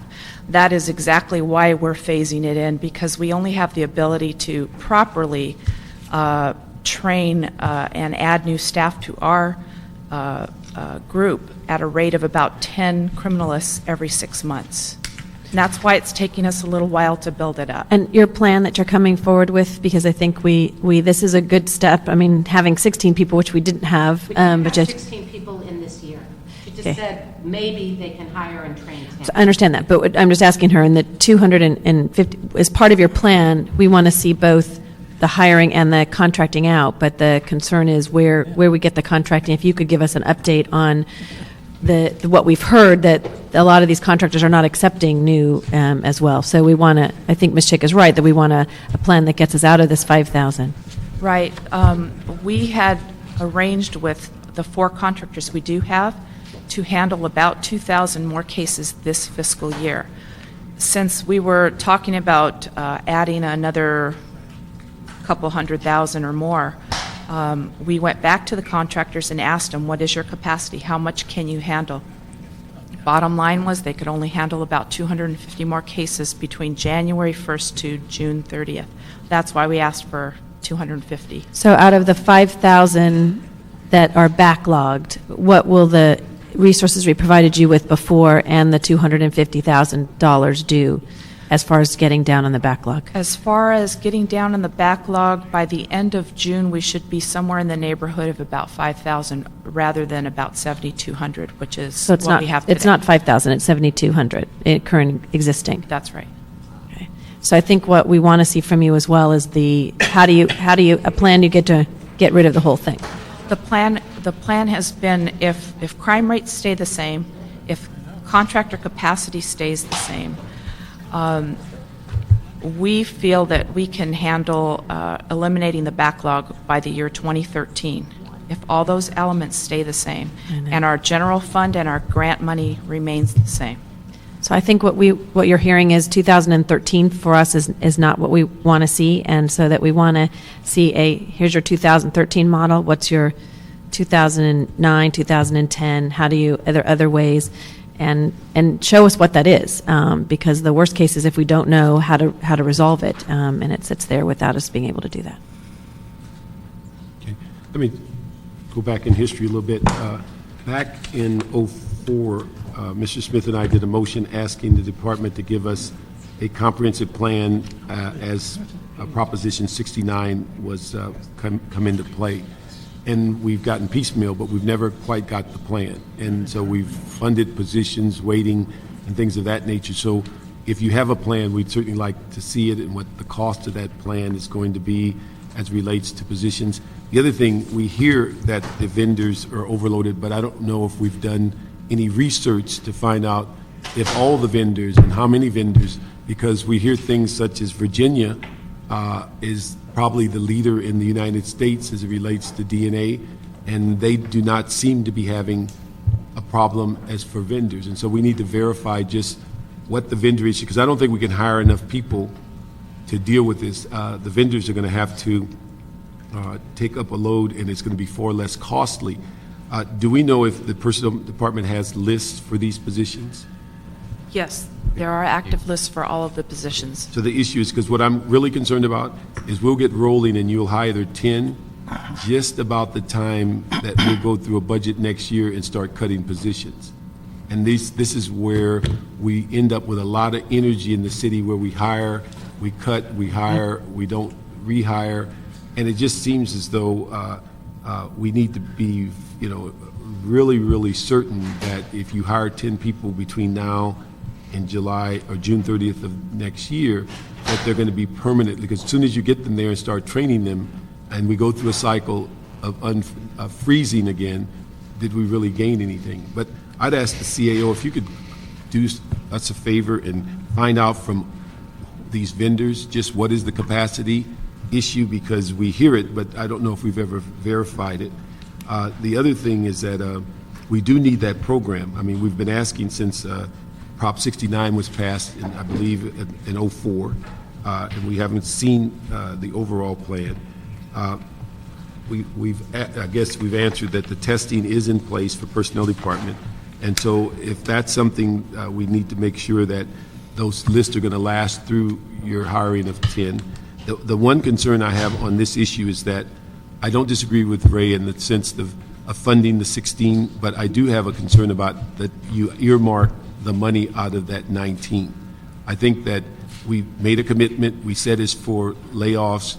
We can word it any way we want. This is not layoff reduction. This is adding positions. So if you feel certain that within this budget you're going to find money over the next several months to cause this to happen, that should be the funds we address. But I'd hate to find that we go to this 19 million and then find out it's not enough, or that we violated a little trust with that negotiation, because there's not even close to say this is a reduction of furloughs or reduction of layoffs. So I would say if you want to roll with it for a while, we're going to have to roll with an identifiable fund that meets this need. And I would hope that we could have some sense that we don't get all this in play just in time for the layoffs at some point.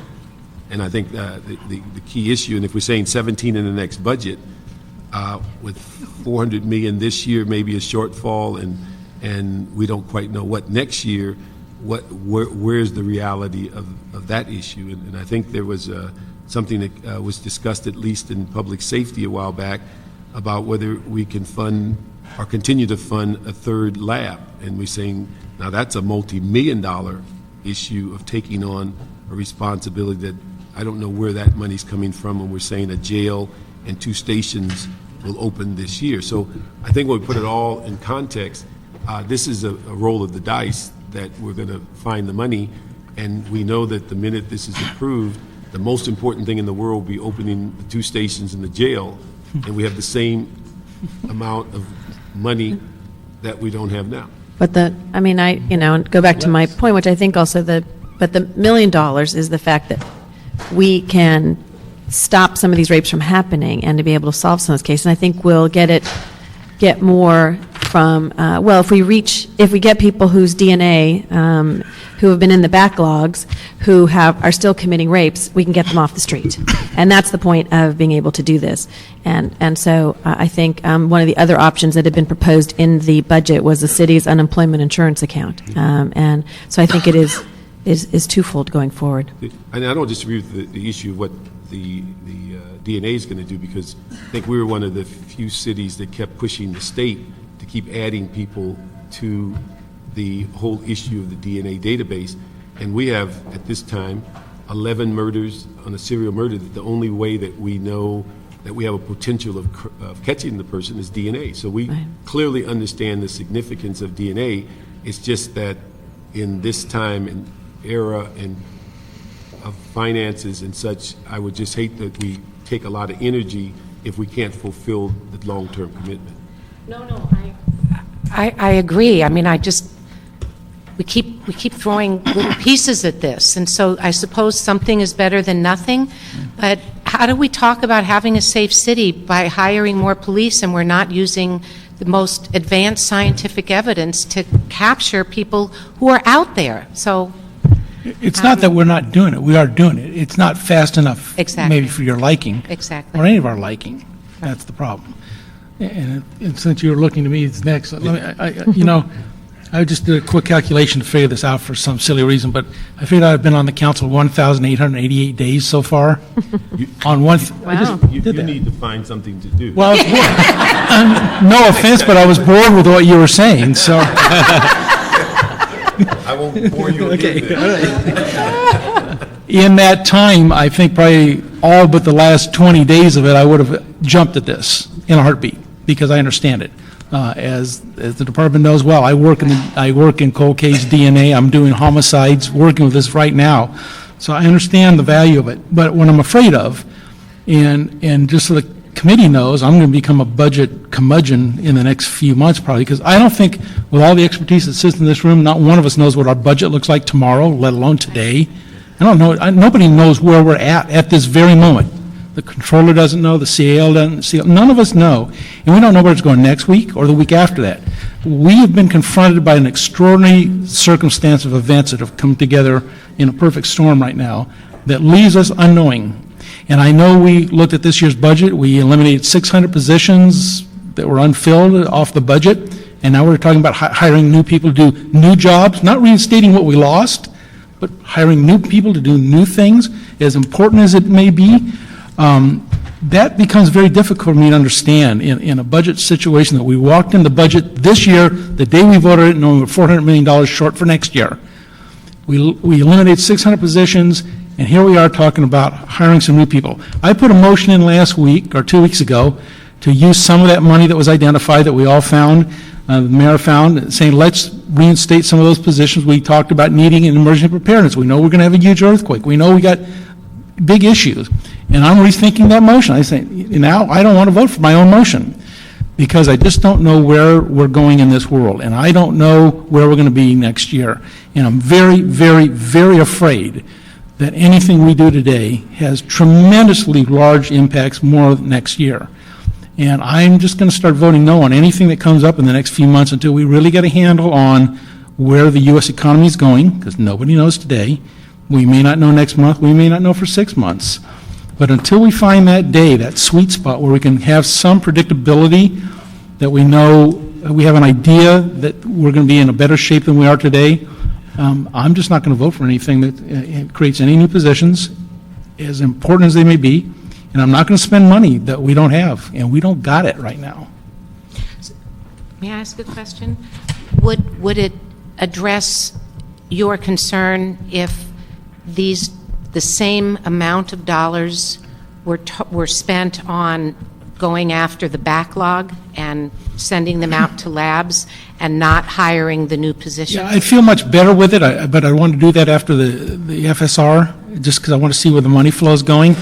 I know our treasurer told us last week we couldn't sell our bonds. Right. We have the best credit rating in America for a city, and we can't sell our bonds. I have no idea what our nickel money looks like right now. If we can't sell bonds, how are we financing? There's no credit in the marketplace. It's a good thing we did actually converted our commercial paper to. And I was going to say, commercial paper just dried up last week. It's like toilet paper. You can't see it anywhere but in the toilet. The market, we are in really deep trouble as a city, and I don't think we've really faced and addressed that issue. All these issues are coming at us at once, and where are we at? I'm beginning to think we're in really deep trouble, even though we got a great credit rating. I don't think we're in such great shape. And so I'd be very careful how I spend any money. I authored last year in the budget something that we did, and I thank the council for that, and that is in those good years that we actually are above our projections and our budget grows, we don't spend the money. We put half of it in a rainy day account. All of a sudden, states all over the country are talking about doing the same thing. But on the flip side of that, when you're not getting the money in, stop spending. Yeah, I heard George Will say the other day, he said, for 10 years in Washington, D.C., the mantra of government was, let's start acting more like the American family and not spend money we don't have. The trouble is the American family decided to start acting like the federal government, and that's why we're in the trouble we're in. And I think we as a city we got to start looking like that. We got to start spending like the American family, and right now they're not spending money either. And so I'd be very careful how we spend that. Where it came from, one, and two, how much, and maybe not spend all of it. Just say, okay, we'll spend part of it to make a contribution to show we're serious. But, if you find $1 million laying in the gutter, gold in the gutter. Gold in the gutter. Do we have to go spend it all? Right now, I wouldn't, and I'm not going to. So, I can't speak for my colleagues, but that's just my mindset for the moment. I'm in the same spot. I don't need to restate it. The nation and the world is in a very serious situation. We just need to take a deep breath as a city, as everybody should, and be a little more conservative in our moment until we see where this all goes. That's where I'm at. So I may be I'm recommending what the CAO did in public safety, and you're voting no, Greg, is that? Okay. Yeah. You're not supporting the extra officers for the. Not at this point. Extra this. No, and if we could, of course, I'd like our chief to look at his priorities and his monies and consider this a baseline responsibility to get the bad guy and get him now and keep it within the existing configuration, be a little more creative in priority spending. Make this a priority like any other super crime of note. Is there a way is there a way we can just hold this for a few weeks until we have that? Basically, the recommendation was to put it in the FSR. So when we release the FSR, we hopefully will bring it to you on the 20th. Great. That's when we'll talk about it, and we'll have the picture. Great. Well, we hope. Well, what we know we'll as of the 20th. More than you know today. We will have an FSR. Okay. So if we Can I just make one comment, sir, just in response to your comment about the chief's priorities? Yeah. Truly, the furlough money is what we need to continue to operate, not only for DNA, and truly, we were not asking for additional money for those positions. We were going to buy those positions out of our furlough money because that is our general operating budget. We also have Which two is new different stations. than other departments who are asking for it separate. So I think that is a Exactly. good point, We're not that if you're asking using the for- furlough money. Very much. Okay. And the other thing is we need the furlough money back also because we have the stations opening. We have two new jails opening, and they have bigger capacity than our current two jails. So the furlough money is for just general operating, and out of that, the chief has prioritized the DNA positions to buy them out of that money too. So there's another 650 vacancies that we're not going to be And filling. we like that a lot. In fact, I've stood with the chief every time we've talked about the need for more blue and supporting our garbage tax and all of that revenue as part of the strategy going forward. And I look forward to getting to 10,000 sworn officers. Yeah. Let me just comment on your statement. I think one of the concerns I have is that, if I understand it, the furlough money is to stop people from being laid off. It was not my understanding that we gave departments furlough money so that they can rebudget positions that were unfilled. And so I No, think... the furlough money will be using to be able to fill positions that you authorized us to fill, such as the new stations, such as the Let's go detention back. officers. But I'm saying, but the issue is the furlough money, on its basic sense, was to stop layoffs. Now, when we get to opening 2 stations and 2 jails, that all of a sudden will become the number one priority, except we've already spent $1 million on DNA.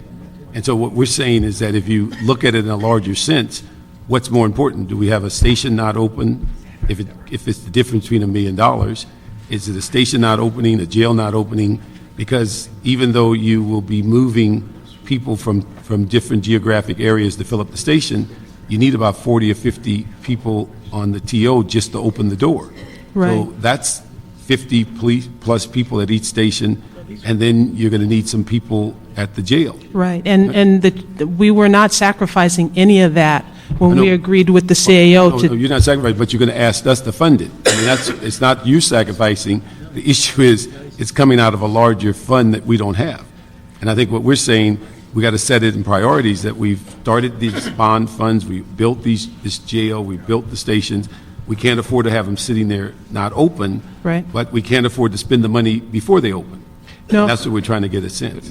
Yes, but the jail opens in February, the 2 stations in January. They're going to need the money so they We can are. start going through, the hiring process. We all know Yeah. it takes And it's the same time. pot of money that doesn't exist. Right? The money exists. It's there. Furlough, It's there. But we And they're created, gonna need it. No that matter what, furlough they're gonna money need it. pot, so it's determined Once upon you've what we overdrawn- decided. Once So- you've overdrawn your account, it doesn't matter how much, does it? Yeah. It's overdrawn. Yeah. Okay, let me just, yeah, that's true. It reminds me, recently I took a trip and my wife lost her credit card. We didn't report it because the guy was using it less. So I just want you to know that.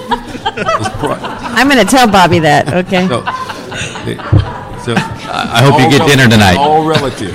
All relative. Okay. Before you leave, let me ask Ms. Riskin to come up because you may have some questions that the staff should be responding to. Come on up to the table. You guys hold tight.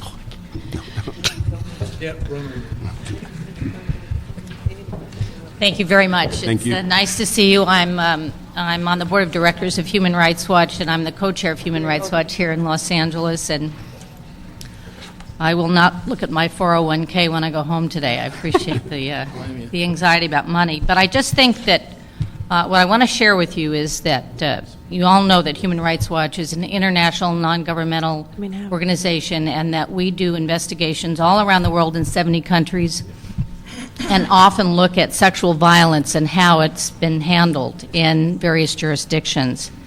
This year, we are going to be issuing a comprehensive report on the United States on sexual violence and the backlog of rape kits, and we will be focusing on Los Angeles.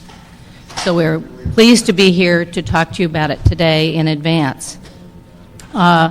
International law, human rights law, requires that the crime of rape be prosecuted and that victims have justice. And the City Council here in Los Angeles, in its great wisdom several years ago, passed CEDAW, the Convention to Eliminate All Forms of Discrimination Against Women, and that includes the crime of rape.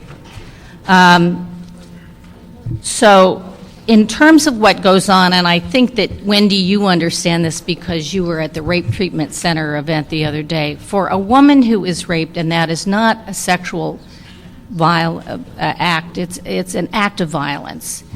It is extremely traumatizing, and the women who then have the willingness to go through the examination process at a hospital, which is sometimes 4 to 6 hours long, quite a humiliating process at the time that they've been traumatized. They do so with the expectation and the clear understanding that that evidence will be taken into the police department and it will be analyzed.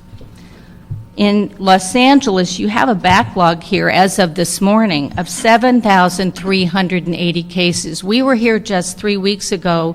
You have 20 new cases of rape that are going unanalyzed just from 3 weeks, and from last May when we were here, 180. So what this means is that you have a backlog of cases that are growing and the inability to process the new cases that are coming along. The crime of rape has the lowest arrest, prosecution, and conviction rate of any other violent crime in the United States. And here in California, the Department of Justice statistics reports that less than 40% of the reported rapes are actually prosecuted and result in an arrest. DNA is your best tool for finding the perpetrator, for affirming or exonerating affirming the victim's report of the events, or exonerating somebody, or finding somebody who's committed more than one rape.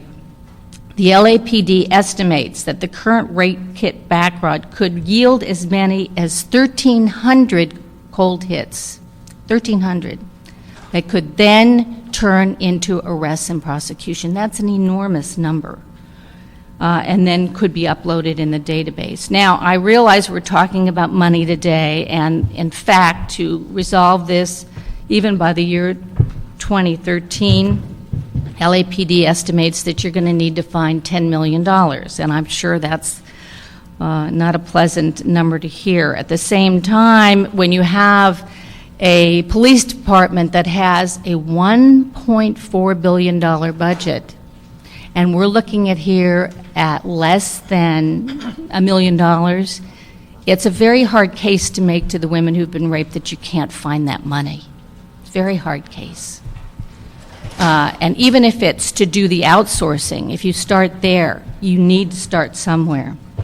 New York City eliminated, as Laura Chick said, the 17,000 untested rape kits. They had a comprehensive plan of how they were going to get through those rape kits, and they tackled it. There was real leadership in New York, and you might want to talk with them and how their crime lab has tackled the problem. But you need a comprehensive plan. You need one, as you indicated, Chief Parks, where you're not going to have a little patchwork, a little Band-Aid that then gets ripped off, where you know where you're going to be in the future. So even this money doesn't even begin to tackle the problem, but it is better than nothing at all.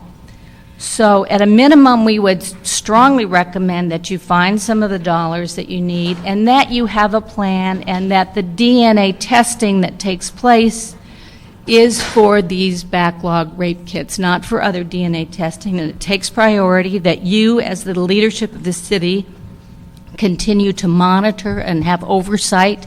There's a lot of talk in government now about the importance of oversight, and that you hire responsibly so that you know that those positions can continue to be permanent.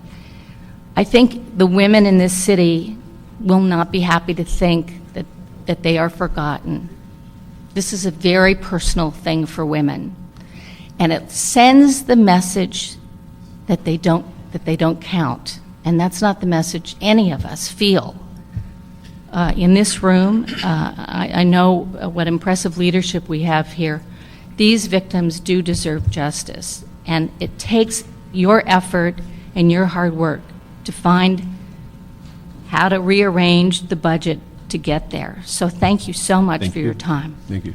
Thank you very much, and I think everyone here agrees with you on that issue. It's just a matter of trying to find the boxes that match. And I think what your statement earlier kind of fits into what the CAO's original recommendation was. Within a $1.4 billion budget, can you find $1 million internally to fix this issue. What we're talking today is adding $1 million to the $1.4 billion budget. So that's what we're debating. What I think, if I can get a consensus of what we would like to do, is that on the financial part of it, we're, 2 weeks away from the FSR, is that if we can address those financial issues in the FSR to explain how would be best to fund these positions, what the realistic issue as far as hiring could be over the next, 8 months. Also, the issue of addressing the concerns of a plan which we asked for in 042391, a motion by Mr. Smith and myself, as we can look towards those issues. But also, we do need to know about the verification about vendors so that we can make an informed judgment as to whether the overload at vendors is true and accurate, and is it universal.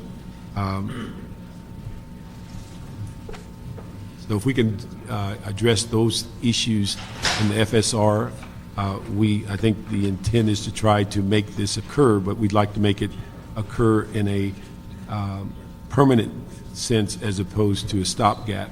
But we also need to know the final tag. So, thank you very much. Thank you. All right.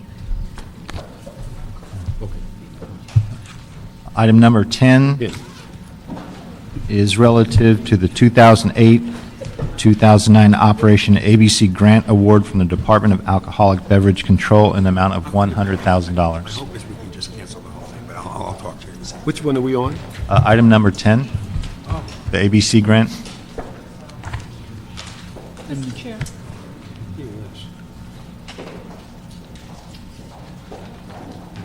I'm not quite clear on what we just did. Neither are we. And I wish you wouldn't ask it in public. No, basically, we're going to ask the CAO to address this item In the FSR. in the FSR with those specific questions that we asked. So that are we continuing this? we'll just hold on to this item and allow it to be addressed in the FSR. Okay, item 10. It's already been read, I believe. Matt Crawford from the Office of the CAO. Let me say that this may be an oversight. This should have probably been consent. I'm sorry. Is it, I mean, you have anything on this? Yeah, I think it did. I think both Bill and I had. I won't Okay, argue. hold it. You guys go on with your question. Yeah. Let's see.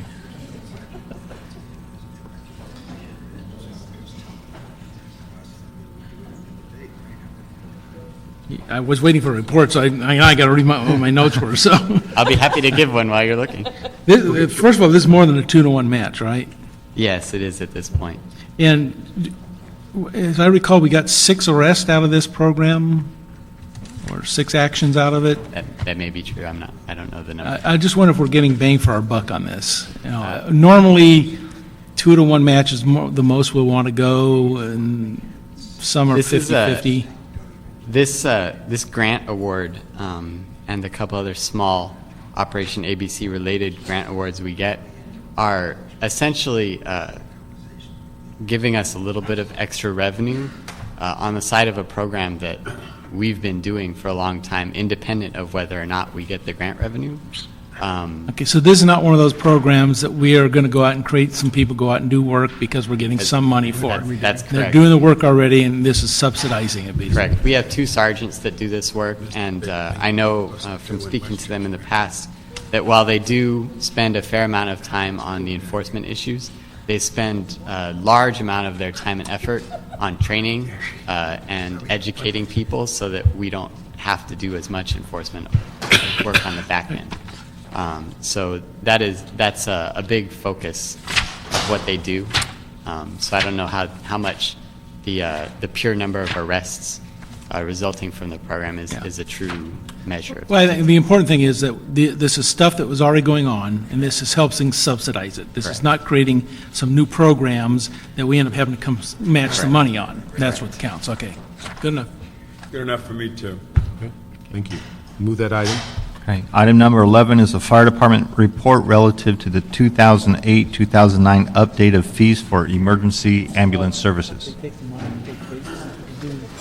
because they want half the money. Why do it most of the time? You had any questions on 11? That wasn't my call. Bill, you have a question on 11? No. No, I already voted once on this, so. No. We, both of us voted on this. Yeah, already. we did. Yeah. Did we have that on consent? That was not one of the No. consent Let me items. just ask, the only thing I had an issue on is that it shows with the increase of the revenue that is roughly $56 million based on an effective date of October 1st. Is that correct? Yes. Our information on that is actually from our revenue group is that it would be based on an effective date of December 1st, not October 1st as in the report. I'd just like to have in the report the actual revenue figure and the actual effective date, so we would not be guessing, All right. being that this money has already been allocated in the budget. It is approximately $1 million, but we'll include that in the. Okay, if we put the accurate revenue, the actual revenue, as accurate as we can get it in the real effective date. Okay. That's all I wanted. Well, thank you. Good job. Item number 12 was approved on consent, Mr. Parks. Yes. Item number 13 is an update from the city treasurer. And I don't. We're just going to move this into the finance day. Okay. I'm sorry, Natalie. The last item on the agenda is the CAO report relative to the purchase and financing of replacement police radios. Okay. I just had one question on that. When we say capital finance administrative fund, what is that and what's the source?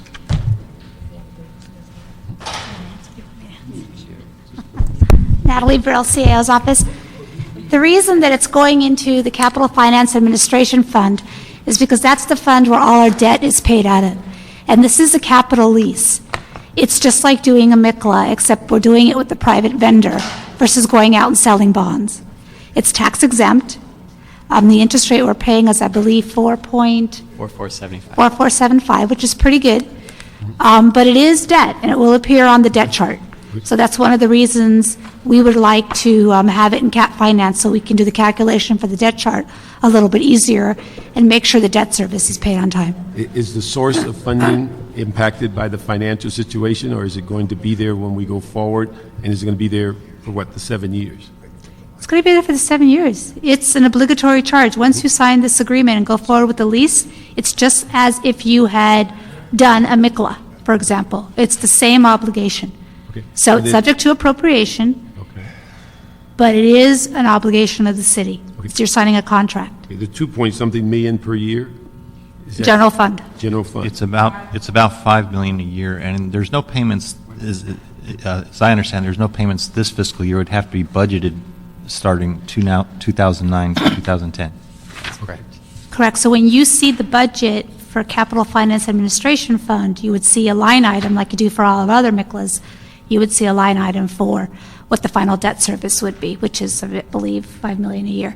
Okay, and with purchasing them in this way, we still get all of the required warranties and all of that? Definitely. Repair and maintenance? In fact, through this purchase and through the negotiations between GSD and Motorola, we have in fact negotiated an additional year of maintenance agreement onto the end at no additional cost to the city, as well as a pretty significant price break on the radios themselves, as well as Motorola will be taking back our current radios and considering those radios as a credit towards the new radios. Wow. Now, are these, like we got into this dilemma years ago, are these the most state-of-the-art, or are this the end-of-the-shelf life radios?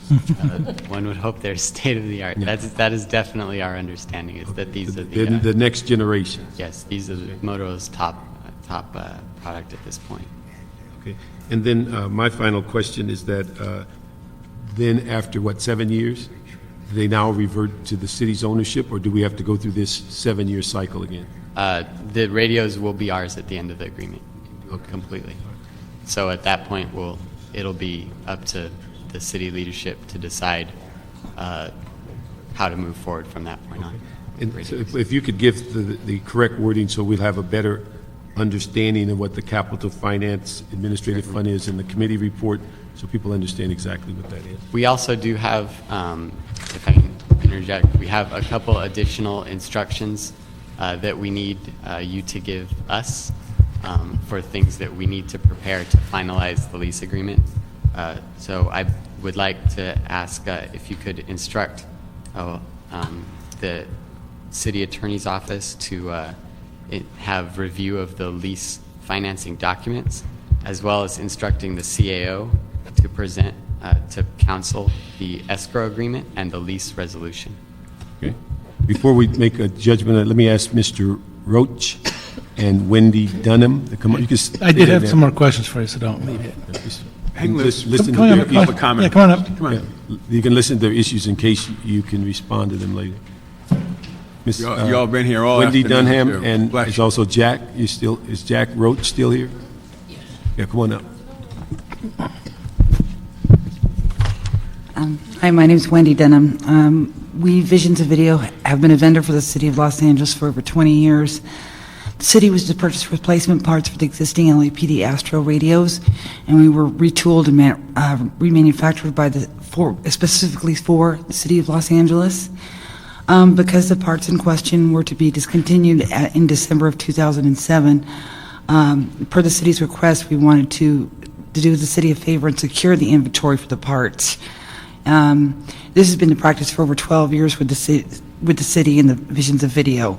Since the original request for the parts in question was about $2.4 million, and because the budget was not at all available during the 2007-8 fiscal year, the agreement was that we would receive purchase orders for the balance of the $1.2 million in July of the fiscal year. The advanced purchase orders were issued to Visions of Video and then put on hold. Because the city is planning to lease Motorola radios at the rate of $5.34 million, city for 6.5 years starting fiscal year 9-10, releasing our purchase orders for a total of $1.2 million will secure enough parts to service the existing LAPD Astro radios for the next 2 to 3 years, and will save the taxpayers millions of dollars and help the city through difficult economic times.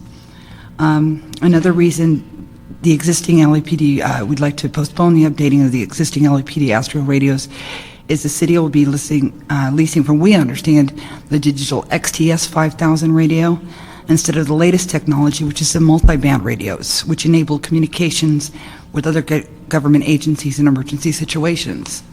According to Campton Joe from ITA, these 4 purchase orders were to be approved in July of 2008, and according to Elliot Vong from the Controller's Office, he was to be released the 4 purchase orders, one at a time, starting August 2008, but no later than December 2008. Because of the budget constraints, after 10 months of negotiations, advance commitments, the city is canceling the 4 purchase orders in question and only willing to purchase 10% of the commitment, and is jeopardizing the financial situation of Visions of Video.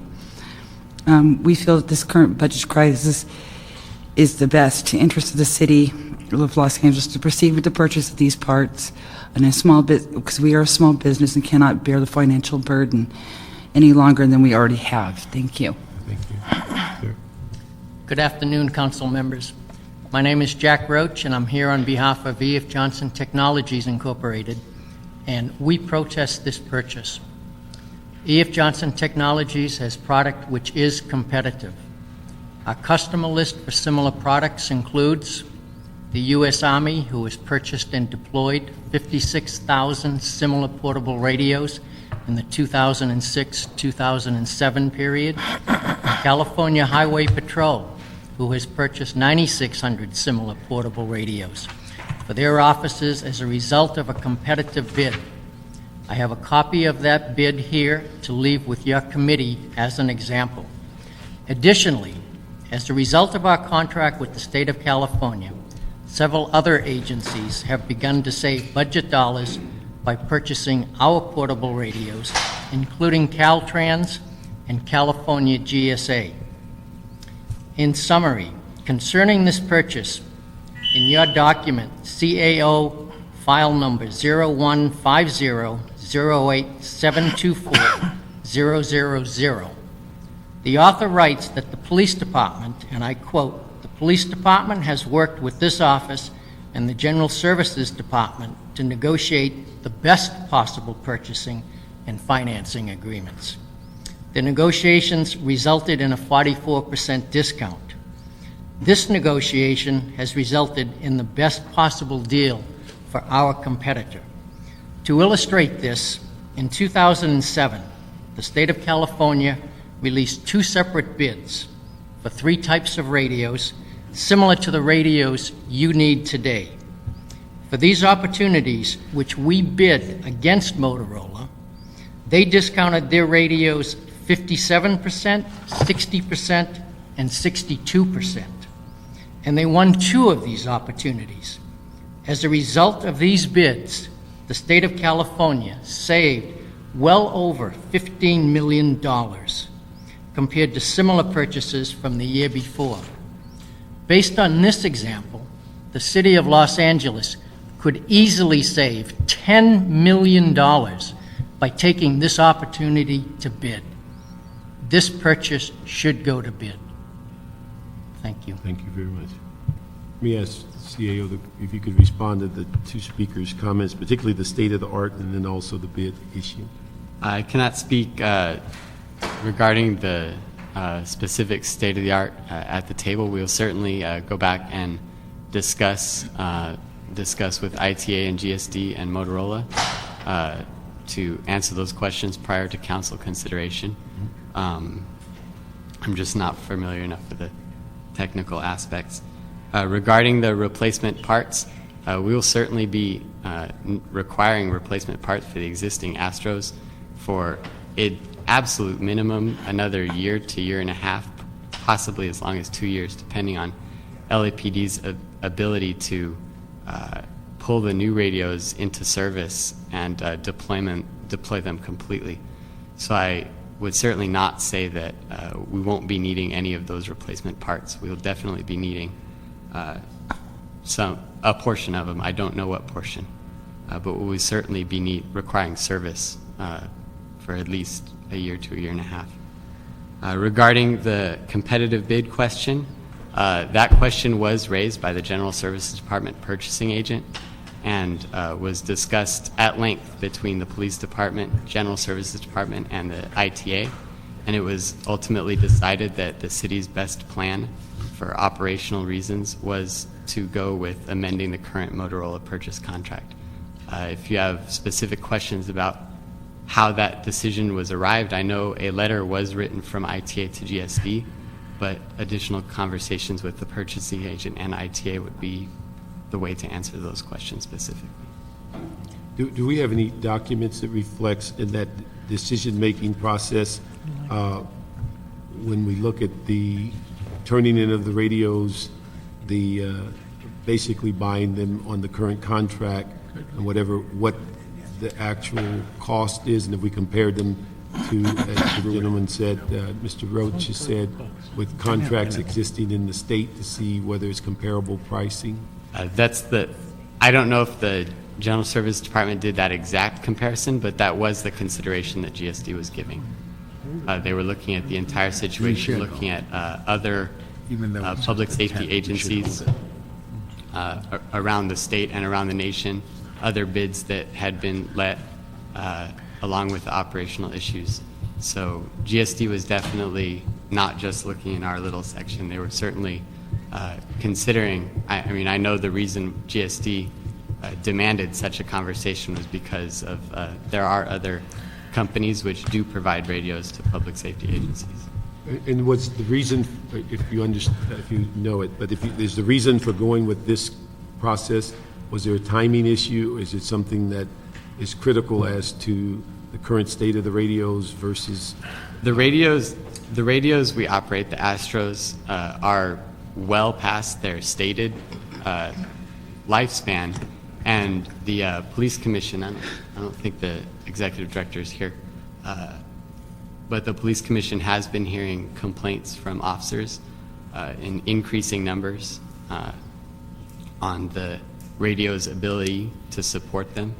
I remember there's been a few months back there was a big push for these radios to get them replaced, for that exact reason. The police department stated that there's some officer safety considerations of what happens if your radio goes out and you're there and you have no support. Admittedly, those are all anecdotal, but they are the officers out in the street coming forward and telling us that their communication systems are not working.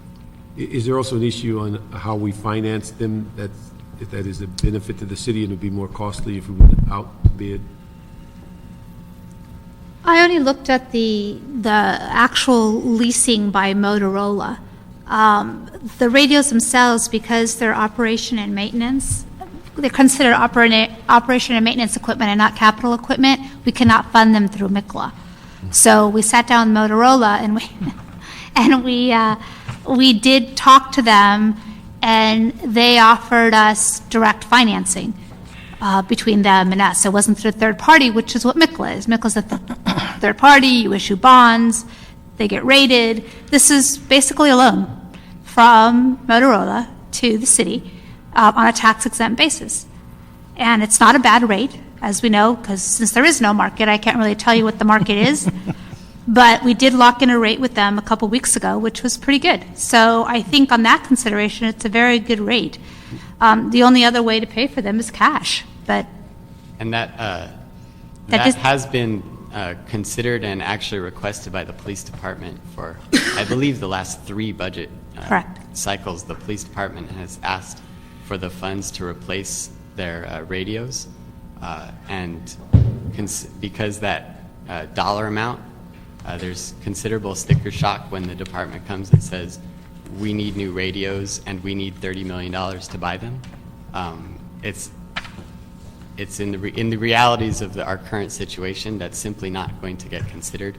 So that's why the private financing with the vendor was viewed as a reasonable solution. We're basically borrowing about $30 million and paying about $4 million in interest. I'd like to add 7 years. just one other. Again, Natalie, borrowing. Well, what I have here is that we're actually borrowing about $30 million, 29.3 is what I have, and that the interest payment at 4.5% is 5.6 million for a total of about 34.8 million. I'd like to add just a little bit of information that's relevant as well. I had a discussion with the purchasing agent just before committee, and they had asked, there's a recommendation in our report that the council authorize General Services to execute this amendment with Motorola, our current vendor, and they have explained to me that approval is not necessary. In the admin code, they specifically have the ability to amend that contract without council approval, and they have done so. That has not committed us to anything beyond today, but it essentially has added the capacity to the current contract to purchase those 9,300 radios. So that amendment has already, it's my understanding, has already been executed. The decision today is really the financing portion of this recommendation. That they can implement the administrative code, but they can't come up with $30 million. No, it's all related. It's all related. But I just wondered if there was a coup. No. Or they got really good printing presses over there. It was correctly stated by David that executing the amendment to the contract doesn't actually bind us to anything. It simply increases the capacity. Yeah, right. And it's a related issue because we were talking about going to bid, and I think the way General Services may respond to this question is that they have an existing contract. They have the authority to at least amend the contract, increase the capacity, which they did. It's a decision on the financing by the committee. There's one other issue as well, and we had initially contemplated approval today and a placeholder at council on Wednesday. There's a specific deadline to the terms of the agreement that Motorola has offered, and Matt can probably go into that a little bit more as well. The proposed lease agreement, which we would be asking for authority to sign, is good until October 15th, hence the desire to have it in council on Friday, which I believe is the tentative scheduling date.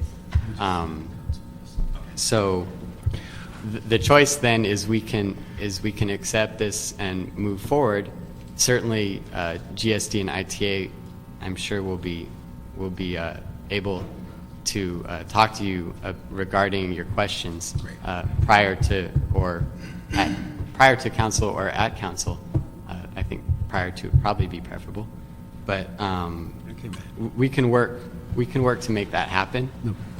The other consideration to in addition to the October 15th issue with the financing agreement, is that SMS will be, our purchasing system will be down for essentially the rest of this month for upgrades. So if we don't do it now, it will by necessity be November. Could I add something else, please? I've sat here for close to the last 4.5 hours, and I've listened to a lot of the city members talk about how important money is in the budgets and how dear money is right now, today. Not only with cities like Los Angeles, but families, everybody else. What I'd like to put out to you folks is we're not objecting to the manner in which it's done.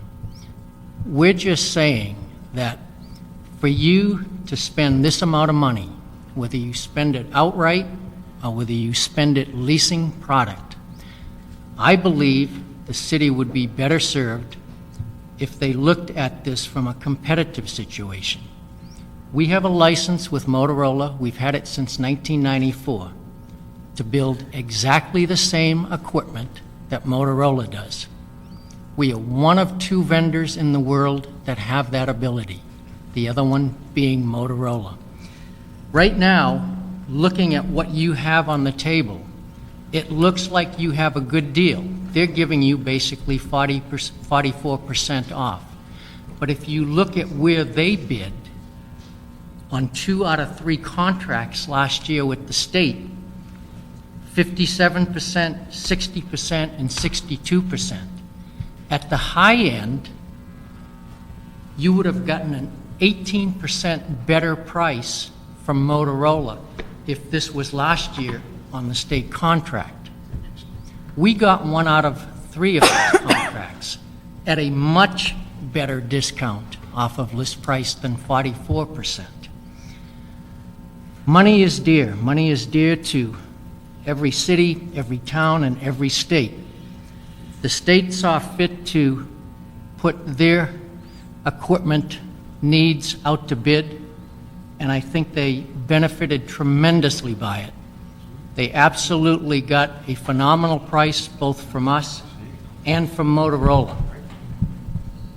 And I think the city of Los Angeles would be well served by putting it out to bid. This portable contract has been talked about for the last several years. And now all of a sudden it seems to have sped up to a tremendous pace that it has to be done right now. And I'm not sure whether or not that's because Motorola is putting pressure on the city. They've got a deal on the table and they're going to yank it back. Mr. Parks, I'm not going to vote on sending it to council. It's compelling enough that I think we should continue it and answer those questions internally before we go forward. Yeah, let me just ask another thing. On the date, is a real drop date, dead date of October 15? On the current financing sheet with the current interest rate, yes. Yes, sir. Tim Riley from Information and Communication Services Bureau, LAPD. On a couple of points, I just thought it'd be worthwhile to comment to you. It's in terms of the state of the technology, the XTS 5000 radio is the latest from Motorola. It's intended to be supported for the next 7 to 10 years. The radio that was referred to is not even to market yet, and in our frequency band, UHF, it will not be available till the earliest about 2 years from now. It is also our understanding that E.F. Johnson does not have a radio currently on the market in our frequency band. Both ITA and General Services did respond in writing to the the allegations that were brought up here from E.F. Johnson and thoroughly vetted those in their response. We also have 800 of these new portable radios already deployed at both Northeast and 77th Division that we purchased on separate grant funding that became available, and we've had immense success with them. And in terms of learning curve support for LAPD and just the robustness of this radio, we're very, very pleased with how this performs, and we are highly recommending that this is the radio that we use for LAPD for the next probably 10 to 15 years. Let me just ask, you heard the comments on the issue of the larger discount at the state level and also the issue of whether this is a end-of-line radio or state-of-the-art radio. What is your comment on that? Well, this is the state-of-the-art radio. This is the radio that countywide, LA Sheriffs, LA County Fire, Los Angeles City Fire, and now LAPD have all purchased and deployed. And again, it is the radio, and it will be out there for the next 7 to 10 years. The radio that was referred to is not even to market yet. And in the UHF band, it will not be to market for another 2 to 3 years. In terms of the funding, I'm not sure what this gentleman is referring to, but we believe based on the cost that this radio has been purchased for in LA County, and it's not just the cost of the radio, it's the inclusive warranty, it's a holster, it's engraving, it's setup, it is also staging these radios, and as you can imagine, sir, with nearly 10,000 radios to deploy in the department, it will be a tremendous effort, and that's all going to be provided by the vendor. So it's not just the cost of the radio that we're referring to here. There's a tremendous amount of services that are involved in this as well. I spoke to Motorola this morning. The APX radio is being limitedly released right now as we speak. They do expect this radio, the multiband that is interoperable with other agencies, to be available as early as next year. So it may behoove you, the council, to go ahead and speak to Motorola about this. This radio, I spoke to some of the ITA guys myself in tech over there, and they are very excited about the multiband. With the ability to talk to other emergency services directly is invaluable to them. What is the radio name? The APX. APX? APX. AP is in Paul? Yes. And Motorola, our account manager and senior account manager are here, and they can answer those questions if you have those. They're available. Yeah. My biggest question is going to be about the discount of the state versus what we're getting here.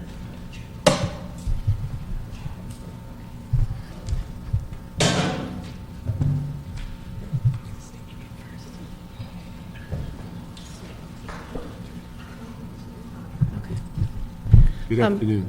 Good afternoon, sir. My name is Hugh O'Donnell. I'm the area sales manager, for Motorola. And I'm Shannon Dahl. I'm the account manager for Motorola. Okay. And I can certainly address the APX radio as far as the technology and the XTS 5000. The XTX 5000 is currently in manufacture, and as Chief Riley stated, it is being used at the county, within the fire, and within the sheriff, and then also at LA Fire Department.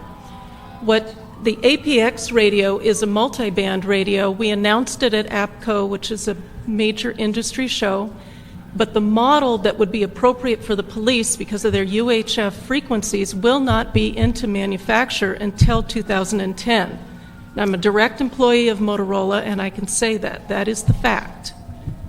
As far as the state contract, I don't work with the state contract because I work with the LA City and the LA County contract, and we did go through extensive negotiations with your general services purchasing several times. I worked with a purchasing agent. We worked 4 levels up through your purchasing on this to negotiate. And also, as Chief Riley pointed out, we have included a major deployment plan to roll these radios out, and all of that is included in that funding. So in another application, if you were to look for other vendors, you may want to look at the fact of what vendor can support all of that deployment services.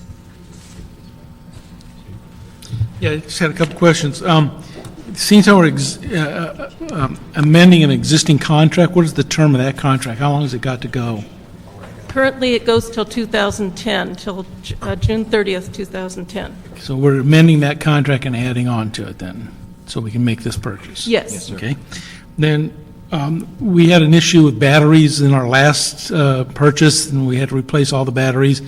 I presume that the new batteries are of the highest quality, but do we have, are there extra batteries in this purchase? Yes, there is. We've included a spare battery with every radio and a spare battery with every radio. So you're getting twice as many batteries as you are radios. Yeah.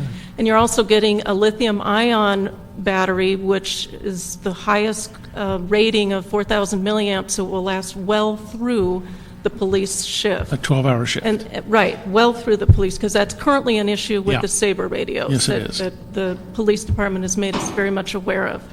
And then the final thing is we're also including the Impress technology, which extends the life of the battery from in terms of years. So a battery normally is warranted for 1 year to 18 months, and this is warranted well through the 18 months.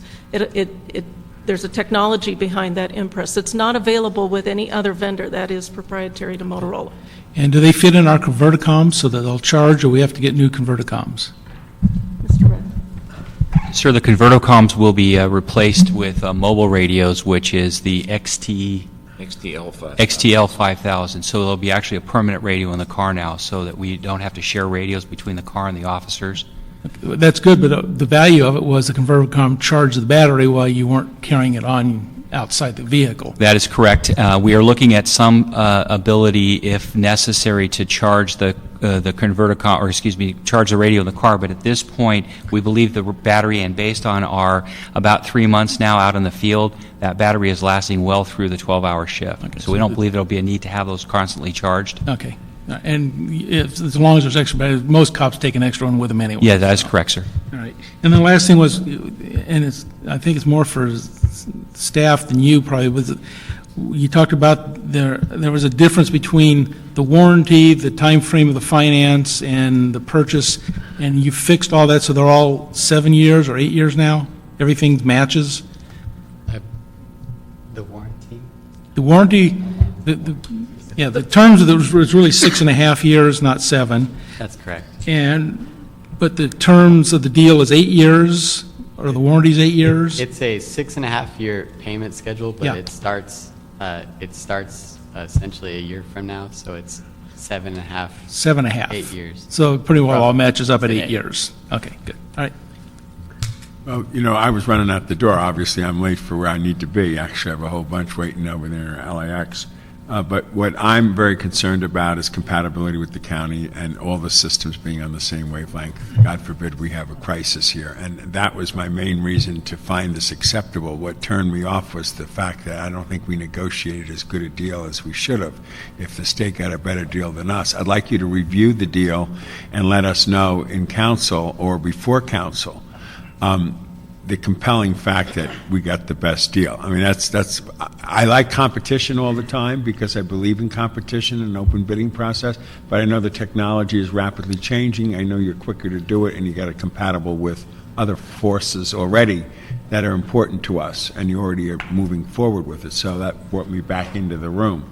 So can you answer that or look into that and give us some comfort? And is the 10th ironclad, or do you have some flexibility to let us answer those questions and have a better sense of it? Because I know private sector always says it has to be done. We should say, well, wait a minute, we need a little more breathing room. A lot of people have worked on this. Can you extend the deadline from the 10th, and can you revisit the competitiveness of what you did in Sacramento? Certainly we can revisit the competitiveness but I would need a couple days to do some research because I was not personally involved in those.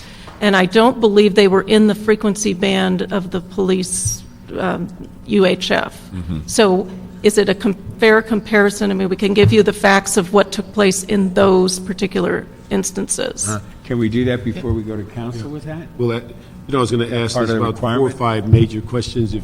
If we approve the CO recommendations, but in the interim, if we could ask that the staff and our clerk get together and address this issue of the state-of-the-art radios the XTX 5000 versus the APX in the sense of the manufacturing date and validate that.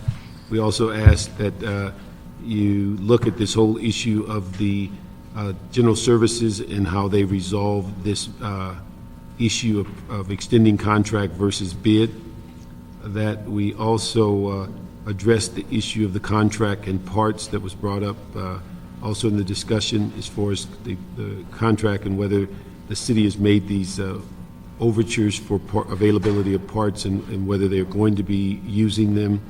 And then the other issue is to clarify the issue that Natalie talked about on the lease direct financing and how that compares with going out to bid or going through a third party. And then the issue of October 15th, if there's any leeway in that date as it relates to the extension of our decision. And then finally, the next to last would be finally the competitive issue with the state that we asked Motorola that said they could get this in a couple of days to get those issues resolved as to the comments made of a 50 to 60 some percent discount versus the 40 some percent discount for the city, so that competitive issue. So if we can address those 6 or 7 questions en route to council, we'd appreciate it. We will provide you with that information. You know, one thing is great to see nothing ever changes. We went back and took the radio out of the car and put them on people's belts and said forevermore, now we're going to put a permanent radio in the car. That is amazing. That goes around? That goes. Next thing you know, we're going to have an 8-point hat. Huh? Thank you. Anything else? Great. Thank you. Is that it? Yeah. Yes, that's the end of the meeting. Are you ready for another couple of hours? I'm going to feel guilty if I left. Yeah, we would have got interesting.